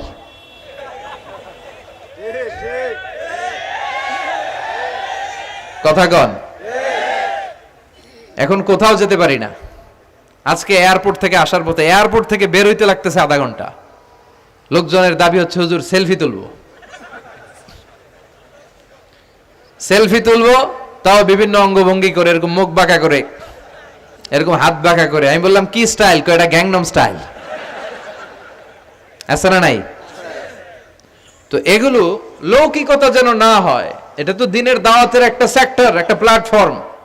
এখানে ভুইগড়ের যিনি সবচেয়ে বড় খতিব সাহেব হুজুর, উনি আসলেই চলবে, বড় আলেম উনি আসলেই চলবে, পাবনা জেলার বড় আলেম পাবনায় কথা বলবে, আর অন্যান্য জেলার যদি সুযোগ হয়। কিন্তু এমন ভাবে এটারে আমরা একটা আক্রমণাত্মক জায়গায় নিয়েছি। একটা ডেটের জন্য মানুষ সিআইপি ভিআইপি দিয়ে ট্রাই করে, এটা ঠিক না।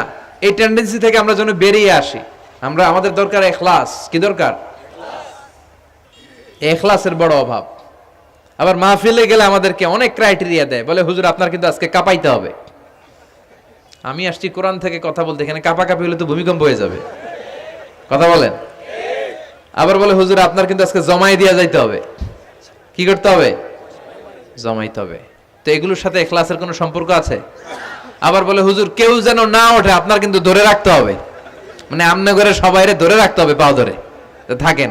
এগুলোর সাথে হেদায়েতের কোনো সম্পর্ক। এজন্যই তো সমাজে হেদায়েত নাই। মাহফিলের পরে মাহফিল হয়, ফজরের নামাজটা ঠিকমতো হয় না। হেদায়েত শূন্য, হেদায়েত নাই, ইখলাস নাই।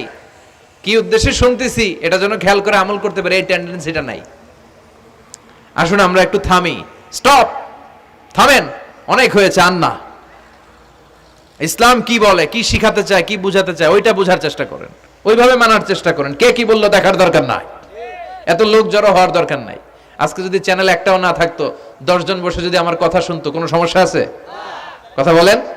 এজন্য হেদায়েতটা সবচেয়ে বেশি জরুরি, ইখলাসটা জরুরি, আল্লাহর প্রতি ভয়, আস্থা, ভালোবাসা, এটা বেশি জরুরি। আল্লাহ তুমি ইখলাস দিয়ে আমাদের হৃদয়টাকে পূর্ণ করো।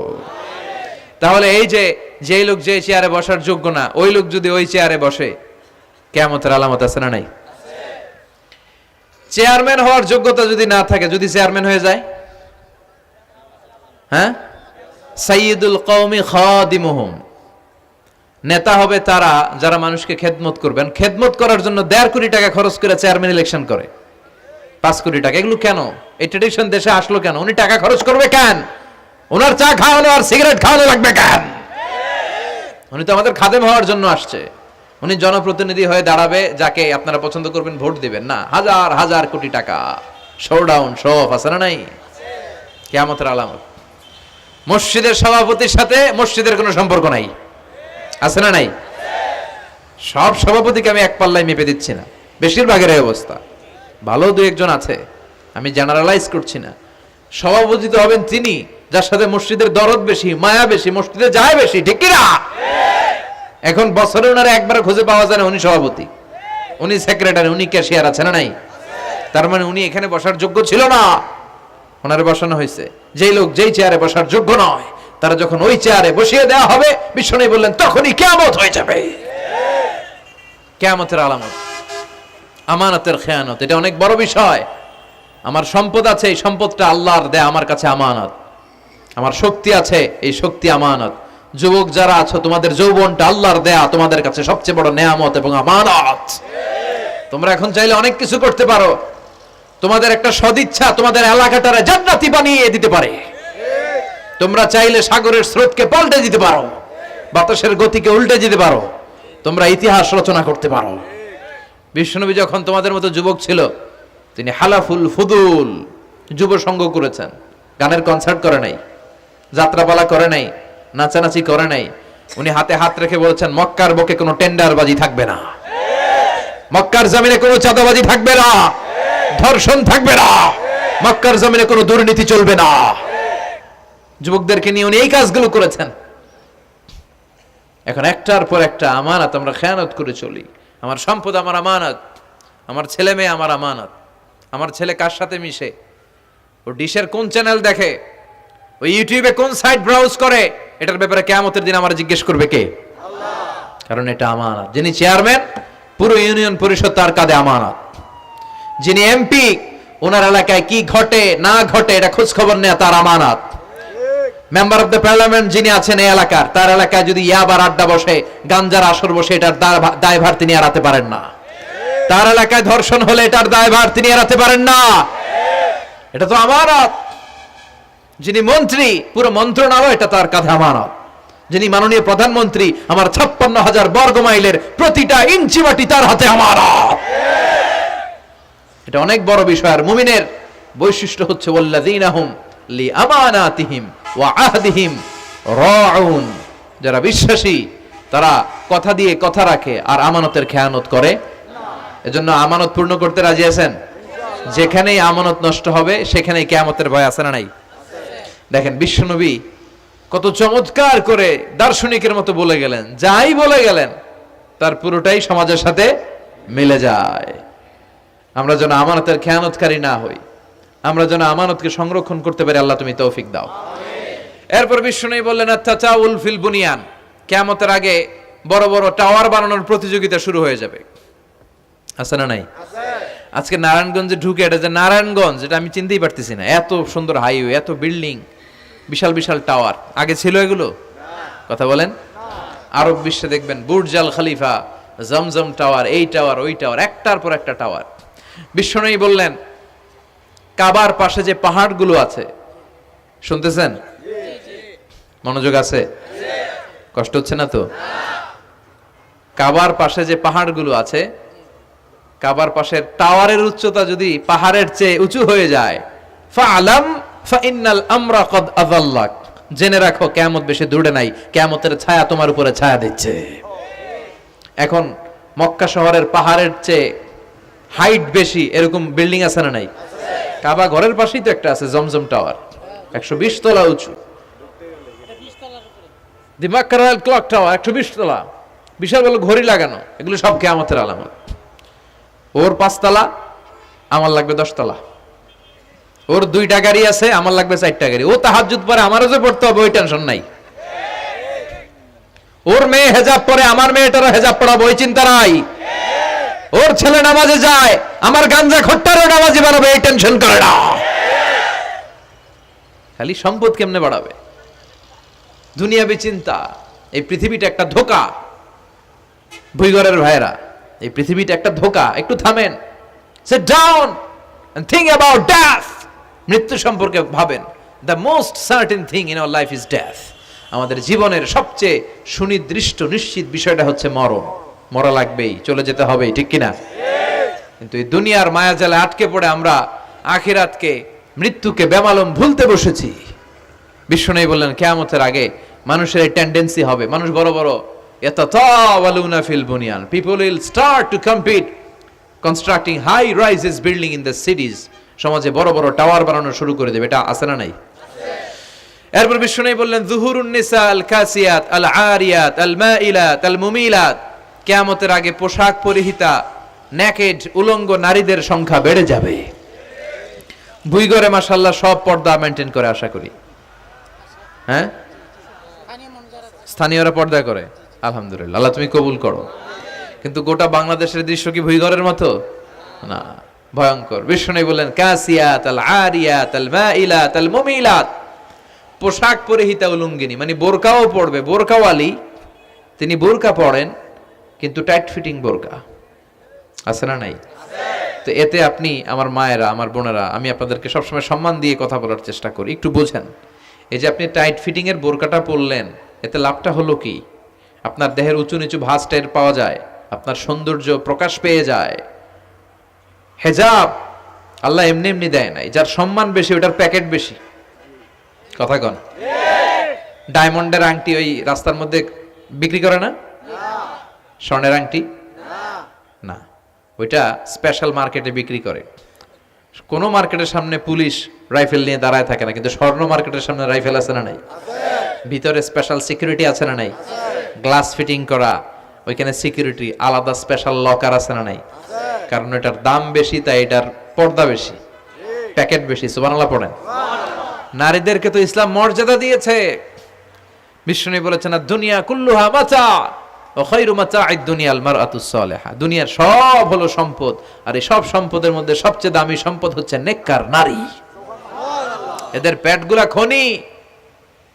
এই নেককার নারীগুলো যদি হিজাব মেইনটেইন করে, এই পেটগুলো থেকে আল্লাহওয়ালা বেরোবে, নাজমুস সাকিব বেরোবে, কারি আহমদ বিন ইউসুফ আল আজহারি বেরোবে, বড় বড় মুফাসসিরে কোরআন বেরোবে। আর যদি হিজাব না করে, জি বাংলা স্টার জলসা নিয়ে মশগুল হয়ে থাকে, হ্যাঁ, টেন্ডারবাজ, চাঁদাবাজ, ডাকাত, এগুলো বেরোবে। ওজনে কম দিবে, খাদ্যে ভেজাল দিবে, মাছে ফরমালিন দিবে, গাঞ্জার টাকার জন্য লাথি মেরে মারে ঘর থেকে বের করে দিবে। এজন্য নারীরা, আমার বোনেরা, আপনারা অনেক সম্মানিতা। নিজেদের সম্মান সম্পর্কে সচেতন হন। এই হিজাব আপনার অধিকার। এই হিজাব নারীর অহংকার। হিজাব নারীর আভিজাত্যের প্রতীক। হিজাব নারীর রুচির প্রতীক। আপনার রুচিটা কেমন আপনার পোশাক দেখে বোঝা যায়। কথা কন। যে মেয়েটা হিপ হপ স্টাইলে চলাফেরা করে, গ্যাংনং স্টাইলে, এই মেয়েটারে ইফটিজিং করার সুযোগ আছে না নাই? কিন্তু যে হিজাব মেনটেন করে যেই নারীরা চলে, এদেরকে দেখলেই একটা সম্মান চলে আসে। কি ভুল বললাম? একটা সম্মান আসে না? আপনাদের সম্মানটা আপনারা রাখবেন। বিষ্ণু বললেন যুহুরুন নিসাল কাসিয়াতাল আরিয়াতাল মাইলাতাল মুমিলাত। কিয়ামতের আগে পোশাক পরিহিতা উলঙ্গিনী নারী বেরোবে। লা ইয়াজিদনা রিহাহা লা ইয়াদখুলনাল জান্নাতা ওয়া লা ইয়াজিদনা রিহাহা। এই নারীগুলো জান্নাতে তো প্রবেশ করবেই না, জান্নাতের ঘ্রাণও নাকে লাগবে না। ওয়া ইন্না রিহাহা তুজাদু মিন মাসিরাতি 500 সানা। আর জান্নাতের ঘ্রাণ 500 বছর দূরের রাস্তা থেকেও টের পাওয়া যায়। খেয়াল করে বুঝেন, এখান থেকে জান্নাতে পৌঁছতে আরো 500 বছরের রাস্তা। কয় বছরের? এত দূরে থাকতেই জান্নাতের সুবাতাস এসে আপনার নাকে ধাক্কা লাগবে। সুবহানাল্লাহ পড়বেন না? এই নারীগুলো জান্নাতে যাবে না, জান্নাতের ঘ্রাণও পাবে না। এজন্য বাবা যারা এসেছেন, সচেতন হন। আপনার মেয়ে চাইলেই যে কোনো ড্রেস আপনি তাকে কিনে দিতে পারেন না। মায়েরা যারা আমার কথা শুনছেন, আপনার মেয়ে আবদার করবে, সে তো ছোট, সে কি বুঝে। কিন্তু দেখবেন অনেক বিয়ের অনুষ্ঠানে আমি দেখেছি, মায়ের বয়স হচ্ছে 60, মায়ের হাত মোজা, পা মোজা, বোরকা লাগাইছে 2টা, পাশে ষোড়শী, অষ্টাদশী, তন্নি, সুন্দরী, সুস্নিগ্ধা এক মেয়ে, বয়স মাত্র 18। ওর বুকে ওন্না নাই, ওটা গলায় শোভা পাচ্ছে। এই 60 বছরের বুড়া মহিলার দিকে কেউ তাকাবে? ওনার তো ডেট এক্সপায়ার্ড। Date expired. ওনার সৌন্দর্য যা ছিল সব শেষ। তার দিকে তাকাবে না। তার উঠতি বয়সের তরুণ মেয়েটার দিকে অনেকে তাকাবে, কারণ এটা জেনেটিক্যাল একটা ইস্যু। একটা পুরুষ একটা নারীর দিকে জেনেটিক্যালি আকৃষ্ট হবে, এটাই স্বাভাবিক, ঠিক কি না? এজন্য আপনার হাত মোজা, পা মোজা আপনার দরকার ছিল না। আপনি পাতলা কাপড় পরলেও সমস্যা নাই। কথা কন। হাত মোজা, পা মোজা দরকার ছিল আপনার যুবতী মেয়েটার হাতে, যুবতী মেয়েটার পায়ে। এজন্য আপনারা আপনাদের সম্মানকে বুঝবেন। যারা নারী স্বাধীনতার কথা বলে, নারী আন্দোলনের কথা বলে, এরা নারীদেরকে ঠকায়। এরা নারীদেরকে বিজ্ঞাপনের বিলবোর্ডে নগ্ন করে উপস্থাপন করে। রাস্তা দিয়ে হাঁটি, চোখ খুলতে পারি না। আমার মায়েরা, এরা আমার দেশের মেয়ে, এরা এই 56,000 বর্গ মাইলের মেয়ে। এই মেয়েগুলোকে উলঙ্গভাবে হাফ নেকেড করে এই সিনেমা হলগুলোর পোস্টারগুলো যে দেয়া হয়েছে, এতে সম্মান বেড়েছে না কমেছে? ওদিকে চোখ তুলে তাকানো যায়? এজন্য নারী স্বাধীনতার কথা যারা বলে, এদের কথায় ফাঁদে পা দিবেন না।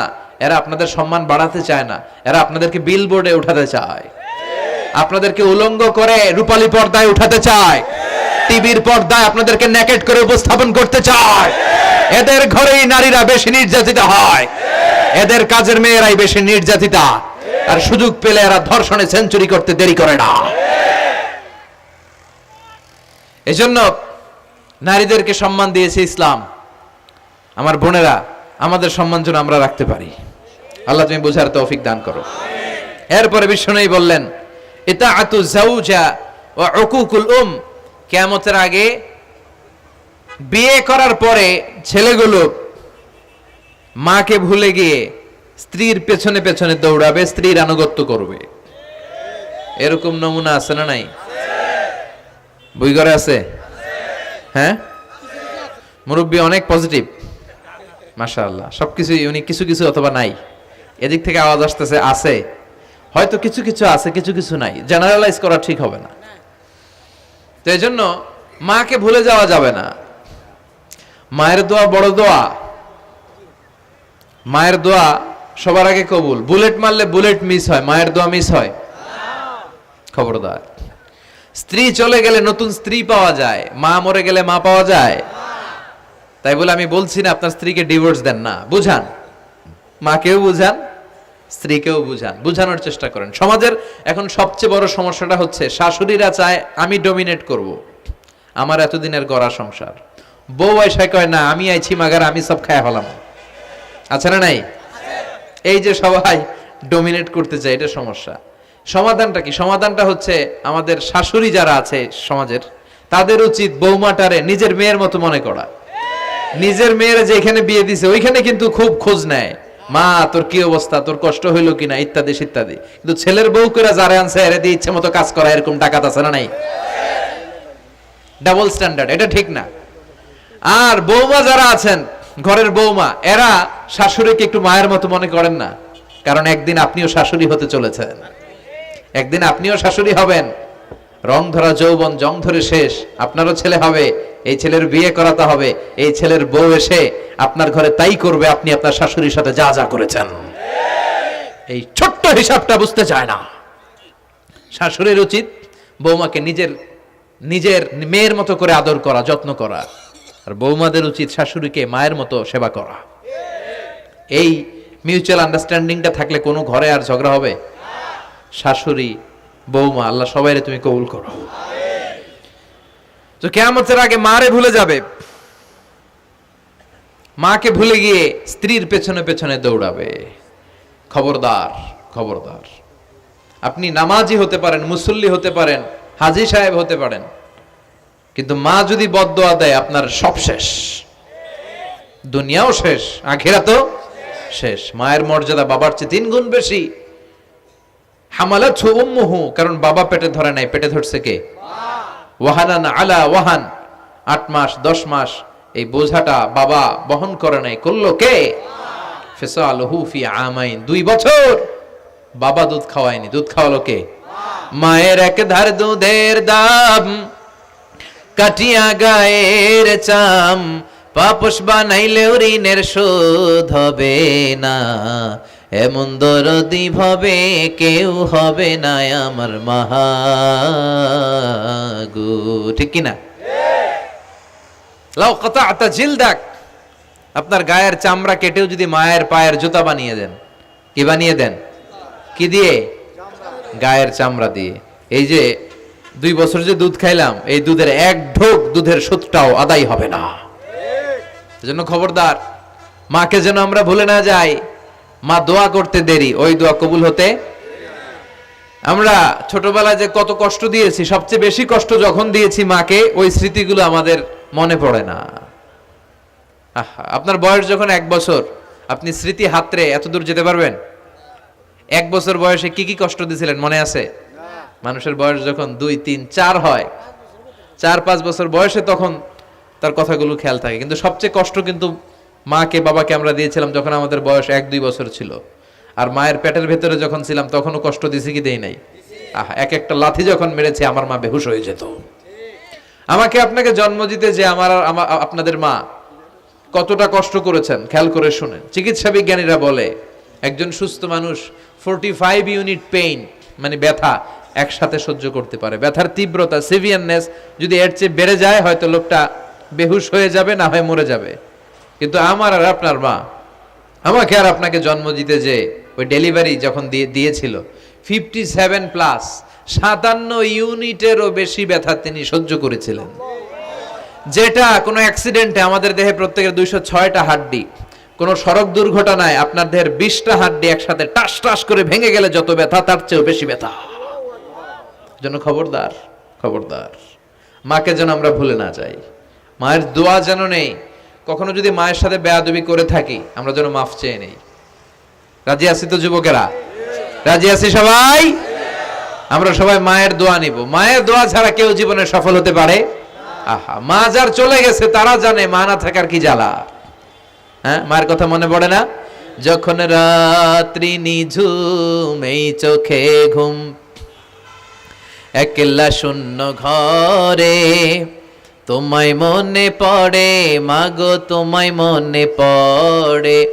জানি তোমার দোয়া পেলে উঠব সকল বাধা ঠেলে, তোমার দোয়া সকল কাজে ঝরছে মাথায় পড়ে। তোমায় মনে পড়ে মাগো, তোমায় মনে পড়ে। যখন রাত্রি নিঝুম এই চোখে ঘুম, একলা শূন্য ঘরে তোমায় মনে পড়ে মাগো, তোমায় মনে পড়ে। ঠিক কি না? আমরা যারা মা হারা বাবা হারা আল্লাহর কাছে আমরা কামনা করি, আল্লাহ আমাদের বাবা মাকে তাদের কবরগুলোরে তুমি জান্নাতের টুকরা বানিয়ে দাও। তো বিশ্বনবী যেটা বললেন এটাও আমাদের সমাজে পাওয়া যাচ্ছে, ঠিক কি না? এরপর বিশ্বনবী বললেন যুখরুফাতুল মাসাজিদ ওয়াত তাবাহি বিহা, কিয়ামতের আগে মসজিদ নিয়ে অহংকার শুরু হয়ে যাবে। মসজিদ নিয়ে দলাদলি, ভুই ঘরে মাশাআল্লাহ এগুলো নাই। ওই মসজিদ টাইলসের মসজিদ, আমরা এসি লাগামো, ওইটাতে 3 তলা করছে আমরা 5 তলা করবো, ডিজাইন করব এগুলা, কিন্তু আমরাও যে নামাজ পড়বো এই চিন্তা নাই। কথা কন? মসজিদের সৌন্দর্য হচ্ছে মুসল্লি দিয়ে, কি দিয়ে? কিন্তু আমাদের মসজিদগুলো মুসল্লি শূন্য। ফজরের সালাতে বেহাল দশা, কথা বলেন। জোহরের সালাতে বেহাল দশা, আসরের বেহাল দশা, মাগরিবে একটু বাড়ায় আসা আবার বেহাল দশা, কথা বলেন। এজন্য মসজিদে গিয়ে সালাত পড়তে হবে। মসজিদ নিয়ে বাড়াবাড়ি করা যাবে না, দলাদলি করা যাবে না। মসজিদকে আমরা এত ডিজাইন করি, এটাও নিষেধ। মসজিদের সামনের দেয়ালে ঘড়ি টড়ি লাইটিং ফাইটিং এগুলো যত কম দেয়া যায়, তাহলে দৃষ্টিটা ওইদিকে যাবে না। লাইট টাইট সবকিছু পেছনে হবে, যার ঘড়ি দেখা দরকার পেছন থেকে দেখে নিবে, সামনের জায়গাটা হবে ফ্রেশ। কিন্তু এরকম মসজিদ বাংলাদেশে খুঁজেই পাওয়া যায় না, কথা বলেন। বিশ্বনবীর মসজিদ ছিল, বুখারীর বর্ণনা, ওয়াকানা সাকফুল মসজিদে জারিদুন নাখাল, বিশ্বনবীর মসজিদে নববীর ছাদ ছিল খেজুর পাতা দিয়ে তৈরি, ডালা দিয়ে তৈরি ছাদ। আর মসজিদে নববীর ফ্লোর ছিল বালুর ফ্লোর, বৃষ্টি হলে কাদামাটি হয়ে যেত। বিশ্বনবীর সাহাবীরা বর্ণনা করেন, রাআইতু রাসূলুল্লাহ সাল্লাল্লাহু আলাইহি ওয়াসাল্লাম ইয়াসজুদু ফিল মাই ওয়াত তিন, কাদামাটির উপরে বিশ্বনবী সিজদা দিচ্ছেন, নামাজ পড়ছেন। সালাম ফিরিয়ে বিশ্বনবী যখন সাহাবীদের দিকে মুখ ফিরিয়ে বসে তাসবিহ পড়তেন, সাহাবারা বর্ণনা করেন, রাআইতু আসারা তিনি ফি জাবহাতি, বিশ্বনবীর কপাল মোবারকে আমরা কাদার মাটি দেখতে পেয়েছি। আর আমাদের মসজিদে খালি টাইলস। কই তোরা ঢাকায় টাইলস, আমরা উজবেকিস্তান থেকে টাইলস নিয়ে আসুন, আছে না নাই? এজন্য মসজিদ দিয়ে যেন আমরা দলাদলি না করি, মসজিদটার যেন হেদায়েতের মার্কাজ বানায়। রাজি আছেন তো? বাচ্চাদেরকে মসজিদে যেতে দিবেন, আমি সব জায়গায় বলি। অনেক মুরব্বীরা আছে বাচ্চাদেরকে মসজিদে ঢুকতে দিতে চায় না, আছে না নাই? বাচ্চা ঢুকাইলে রেগে যায়। রেগে যান কেন? ওর বয়স হতে আপনি মসজিদের দিকে আসার খান নাই, মসজিদের দিকে উল্টায় পরে আসারও তো খান নাই। ও আসতে যাচ্ছে, আসতে দেন। বাচ্চারা মসজিদে আওয়াজ করবে, এতে কোনো সমস্যা নাই, বাচ্চারাই তো আওয়াজ করবে, আপনি করবেন? বাচ্চারা লাফালাফি করলে ভাল লাগে, 80 বছরের বুড়া মানুষ লাফ দিলে ভাল লাগবে? কথা কন, বিশ্রী দেখা যাবে। বাচ্চারা এরকম লাফালাফি করবে। তুরস্কের বিভিন্ন মসজিদের দেয়ালে ফেস্টুনে ব্যানারে লেখা থাকে, নামাজ চলা অবস্থায়, জামাত চলা অবস্থায় যদি পিছনে বাচ্চাদের আওয়াজ চিল্লাফাল্লা শুনতে পাওয়া না যায়, তাহলে ভবিষ্যৎ প্রজন্ম নিয়ে তোমাদের চিন্তায় থাকা উচিত। পিছনে বাচ্চাদের আওয়াজ নাই, তার মানে আমার নাতিপুতি, আমার ছেলেমেয়েরা তো নামাজি হচ্ছে না। আর তারাবি নামাজ পড়তেছে, পিছনে চিল্লায় ফাটায় ফেলাইতেছে, তার মানে ইনশাল্লাহ ভবিষ্যতে নাতিপুতিরা সবগুলা মুসল্লি হবে। কথা বলেন। বুঝায় দিবেন যে বাবারা দুষ্টামি করিস না, কিছুক্ষণ থামবে আবার শুরু করবে। এটাই বাচ্চাদের সৌন্দর্য, এটা বাচ্চারা করলেই মানায়। বাচ্চাদেরকে যেন আমরা মসজিদে নিয়ে যাই। রাজি আছেন তো? আল্লাহ বুঝার তৌফিক দান করো। বিশ্বনবী বললেন, ইয়াতাকারাবুজ জামান তাতাকারাবুল আসওয়াক, কিয়ামতের আগে ইয়াতাকারাবুজ জামান, সময়ের বরকত কমে যাবে। 1 বছর মনে হবে 1 মাস, 1 মাস মনে হবে 1 সপ্তাহ, 1 সপ্তাহকে মনে হবে 1 দিন। এই যে 4 বছর ধরে এখানে তাফসীর হয়, তাই না? কথা কন। গত বছর আসছিলেন কারা কারা? হাত তোলেন। আসছে তো কম না, ভালোই আসছিল, হাত নামান। এই যে গত বছর ওয়াজ শুনে গেলেন, এই বছর আবার আসলেন, আপনাদের কি মনে হয় যে 1 বছর চলে গেছে? মনে হয় যে অল্প কয়েক মাসের ব্যবধানে এই বছরটা ঘুরে যেন আবার চলে আসলো, এরকম মনে হয় না? বরকত উঠায় নিচ্ছে কে? কথা বলেন। এরপর খাবারের স্বাদ উঠায় নিচ্ছে কে? আগে খাবারের যে স্বাদ ছিল এখন এটা আছে? আগে ইলিশ মাছ রান্না করলে যে ঘ্রাণ হতো এখন এই ঘ্রাণ পাওয়া যায়? আগে শোল মাছের ঝোল রান্না করলে যে স্বাদ হতো, আগে চিংড়ি মাছ রান্না করলে যে স্বাদ লাগতো, এখন এই স্বাদ পাওয়া যায়? সব তুলে নিল কে? দেখেন বিশ্বনবী যা যা বললেন তার প্রমাণ সমাজে আছে না নাই? শুনতেছেন না কষ্ট হচ্ছে? আর দু একটা আলামত শুনবেন, শেষ করে দেই। শুনবেন আর কয়েক মিনিট। বিশ্বনবী বললেন তাসলিমুল খাসা, কিয়ামতের আগে লোকজন শুধু পরিচিতদেরকে সালাম দিবে, অপরিচিতদেরকে সালাম দিতে চাইবে না। এরকম আছে না নাই? এই মুরব্বী চাচারে চিনি, চাচা আসসালামু আলাইকুম, চিনি আসসালামু আলাইকুম, ওদিকে চিনি আসসালামু আলাইকুম, কিন্তু অন্য একটা এলাকায় গেছি ওখানে কাউরে চিনি না, সালামও দেই না। বাসে উঠছেন কাউরে চিনেন না, সালাম দেন না, এরকম আছে না নাই? তো সালাম কি যাদেরকে চিনেন এদের জন্য? কথা কন। আলা মান আরাফতা ওমান লাম তারিফ, যাকে চিনো সালাম দাও, যাকে চিনো না তাকেও দাও। আল বাদিউ বিস সালাম, বিশ্বনবী বললেন আগে আগে দাও। আল বাদিউ বিস সালাম বারিউম মিনাল কিবর, আগে আগে যে সালাম দেয় তার হৃদয় থেকে অহংকার মুক্ত করে দেয় কে? আল্লাহ। অহংকার মুক্ত হওয়ার দরকার আছে না নাই? যার হৃদয়ে যাররা পরিমাণ অহংকার থাকবে সে জান্নাতে প্রবেশ করতে পারবে না। কথা বলেন। এজন্য আমরা আগে আগে সালাম দেব। ভুইঘরের ভাইয়েরা ছোটরা বড়দেরকে দিব, বড়রা ছোটদেরকে দিব, হাজবেন্ড ওয়াইফকে দিব, ওয়াইফ হাজবেন্ডকে দিব। রাজি আছেন তো? আজকে যারা স্বামী যারা আসছেন বাড়িতে যেই ভাবির আগে সালাম দিবেন। রাজি আছেন? কথা কয় না, আওয়াজ ছোট হয়ে গেছে। পারা যাবে? আপনি আগে সালাম দিবেন, এটা দেখে আপনার স্ত্রী লজ্জা পেয়ে আপনার আগে দিবে, এগুলো দেখে বাচ্চারা সালাম শিখে ফেলবে। সুবহানাল্লাহ কইবেন না? আমরা কি চাই না আমাদের ফ্যামিলিগুলো এরকম সুন্দর হোক? আমরা কি চাই না আমাদের ফ্যামিলিগুলো জান্নাতি হোক? এরপরে বিশ্বনবী বললেন খুতাবুকুম তাবিলা সালাওয়াতুকুম কাসীরা, কিয়ামতের আগে খুতবাগুলো লম্বা হবে আর সালাতগুলো খাটো হয়ে যাবে। এই যে বক্তব্য লম্বা, নামাজ হয়ে যায় খাটো, আছে না নাই? হুজুর ওয়াজ করেন, ওয়াজ টেস্ট লাগে, নামাজ টেস্ট লাগে না, আছে না নাই? এশার নামাজে পড়ে না, ফজর নামাজে পড়ে না, রাত 2টা পর্যন্ত ওয়াজ শুনে, আছে না নাই? এরকম করা যাবে না। নামাজ কামাই করা যাবে না। সবার আগে হবে নামাজের হিসাব। নামাজের হিসাব ঠিক তো আপনার পুরো আমল নামা ঠিক। নামাজে ভেজাল তো সব জায়গায় ভেজাল। প্রথম হিসেব নেওয়া হবে এই সালাতের, খবরদার। এরপরে বিশ্বনবী বললেন লা ইউকসামুল মিরাস আলা ওয়াজহিন সাহিহ। বিশ্বনবীর হাদিস থেকে এরকম বর্ণনা পাওয়া যায়, এর মাফহুম হচ্ছে লা ইউকসামুল মিরাস আলা ওয়াজহিন সাহিহ, সহি পদ্ধতিতে মিরাজ বন্টিত হবে না। লিযযাকারি মিসলু হাযযিল উনসায়াইন, সব বাবাদেরকে আল্লাহ বললেন উত্তরাধিকারের বন্টন নীতি তুমি মেনে ছেলে মেয়েদের মধ্যে বন্টন করে দিবা। ছেলেরে দিবা যদ্দূর, মেয়েরে দিবা অর্ধেক। কার আইন? কথা বলেন, আইনটা কার? ছেলেরে যদি 2 লাখ দেন, মেয়েরে চিল্লায় বলেন, ছেলে 2 লাখ পেলে মেয়ে কয় লাখ? ছেলে 4টা বাড়ি পেলে মেয়ে কয়টা বাড়ি? অনেক বাবা আছে মেয়েরা কয় মা তোর বাইরে সব দিয়ে দিলাম, তোর লেগে দোয়া করে দিলাম। হাত তুলছে এমনি। মেয়ের লেগে কি করে দেয়? আর ভাইয়েরে সব দিয়ে দেয়। এগুলো ডাকাত। এগুলো কি ভুই ঘরে মাশাআল্লাহ এরকম ডাকাত টাকাত নাই। দোয়া তো আপনি সবাইরই করবেন। ছেলে যেটা প্রাপ্য দিয়ে দেন, মেয়ে যেটা প্রাপ্য দিয়ে দেন, তারপরে হাত তুলে দোয়াও করে দেন। কথা বলেন। অনেক মা আছে ছেলেরে বেশি খাওয়ায়, মেয়েরে কম খাওয়ায়, আছে না নাই? ছেলের পাতে মুরগির রান, মাইয়ার পাতে মুরগির ঠ্যাং, আছে না নাই? দেখবেন ওই মা বাবার হয়তো অনেক সময় শেষ কালটা ছেলের বাড়িতে কাটে না, কাটে মেয়ের বাড়িতে, আছে না নাই? কারণ প্রকৃতিরও একটা মায়ের আছে না নাই? শেষ মাইরটা আল্লাহ দিবে। শেষ মাইরটা কার? আল্লাহ ছাড় দেয়, ছেড়ে দেয় না। আল্লাহ কি দেয়? কি দেয় না?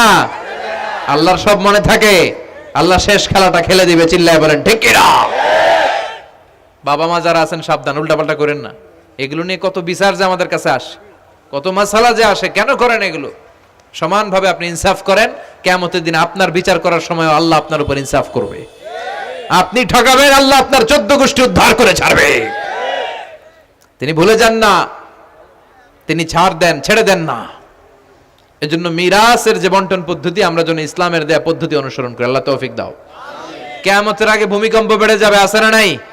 কিয়ামতের আগে আত্মহত্যা বেড়ে যাবে, আছে না নাই? কিয়ামতের আগে ঢোল বাদ্য নাচানাচি বেড়ে যাবে, আছে না নাই?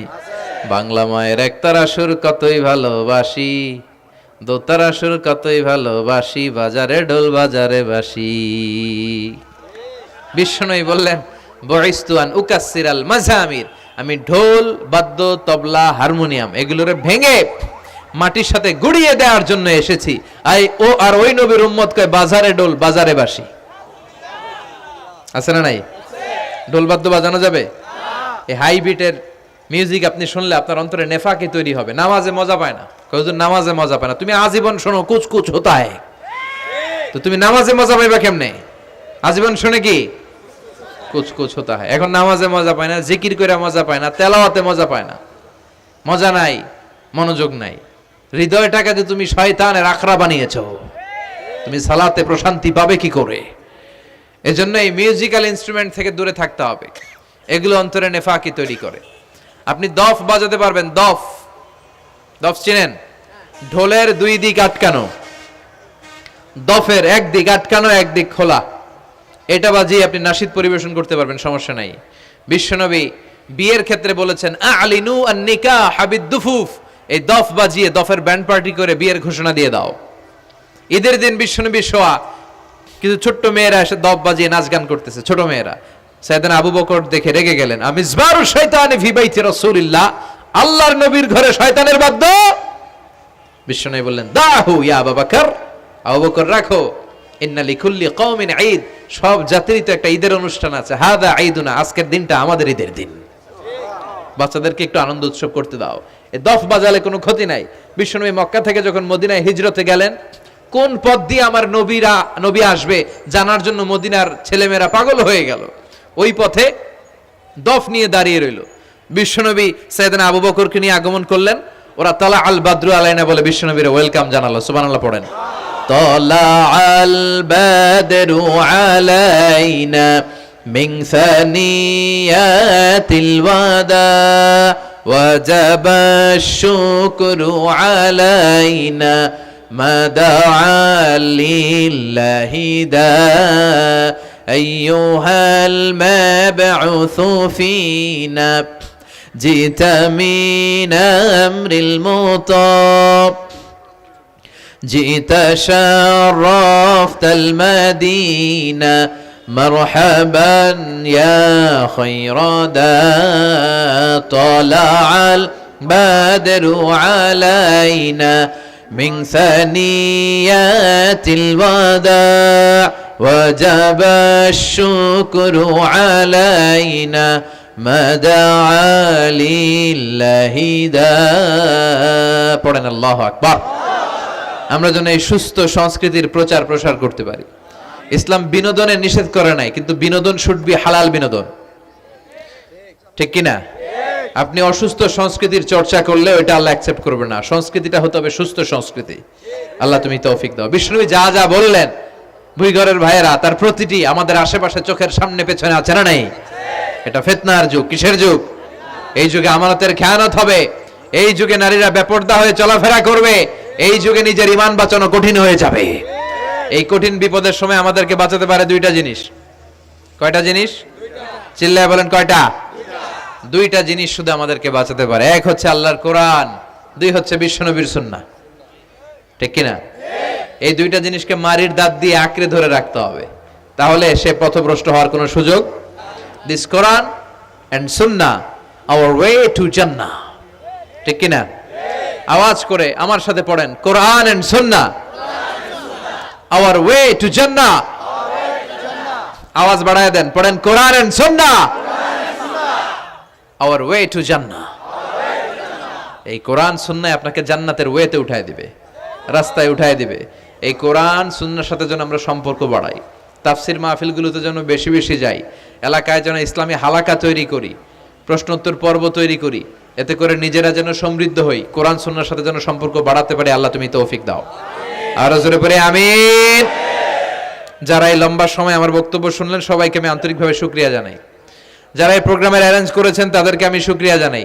এই যে শুরু হয়েছে ওঠা বসা, বসেন, এগুলো আপনারা শিখছেন কোথায়? 2 ঘন্টা আলোচনা শুনে এরপরে ওঠা বসা শুরু করে দেয়। এই কথাগুলো আমরা বলি, এত পরিবর্তনের কথা বলি, শৃঙ্খলায় যদি শিখতে না পারলাম তাহলে কি ইসলাম শিখলাম? ইসলাম তো শৃঙ্খলার অপর নাম, ঠিক কিনা? শৃঙ্খলা নাই, ওখানে ইসলামের কিছুই পালন হয় নাই, ঠিক কিনা? বসেন, আমরা একসাথে বিদায় নিব। যতগুলো কথা বলেছি কোরআন সুন্নাহর আলোকে বলেছি, বানিয়ে বলি নাই। তারপরে আমার মনের অজান্তে কোনো মিস ইনফরমেশন যদি আমার মুখ ফসকে বেরিয়ে যায়, সেগুলো যেন আল্লাহ তাআলা আমাদের স্মৃতিপট থেকে মুছে দেয়, আমরা পড়ি আমিন। সত্য, সুন্দর, কল্যাণকর, হকের পক্ষে যা বলেছি তার সবটুকুন যেন আল্লাহ তাআলা প্রথমে আমাকে আমলের তৌফিক দান করে এবং আপনাদের সবাইকে আমলের তৌফিক দান করে, আমরা পড়ি আমিন। আমাদের এই সময় ব্যয় করাটা, গভীর রাত পর্যন্ত বসে রইলাম, এটাকে যেন আল্লাহ আমাদের নাজাতের ওসিলা বানায়। আল্লাহ যেন আমাদের হৃদয়টারে নরম করে, আল্লাহ যেন আমাদের গুনাহগুলো মাফ করে, আমরা যেন ইসলামের পথে আরো এক ধাপ এগিয়ে যেতে পারি। আল্লাহ তৌফিক দান করো। আমাদের ঘরগুলোরে আল্লাহ তুমি জান্নাতের বাগান বানাও। শাশুড়ি বউয়ের মধ্যে যে দ্বন্দ্ব, এগুলো দূর করো। আমাদের ছেলে মেয়েগুলারে মানুষের মতো মানুষ বানাও, আমরা যেন আব্বা আম্মার খেদমত করতে পারি, দোয়া নিতে পারি, তৌফিক দাও। আল্লাহ যুবকদেরকে তুমি সাইয়েদানা ওমরে ফারুকের মতো, সাইয়েদানা হামজার মতো কবুল করো। ভুইঘর, কাজীপাড়া যুব সমাজ ও এলাকাবাসীকে আমি আবারও আন্তরিক ধন্যবাদ এবং শুকরিয়া জানিয়ে আমার বয়ান শেষ করছি। সুবহানাকাল্লাহুম্মা বিহামদিকা আশহাদু আল্লা ইলাহা ইল্লা আনতা আস্তাগফিরুকা ওয়া আতুবু ইলাইক।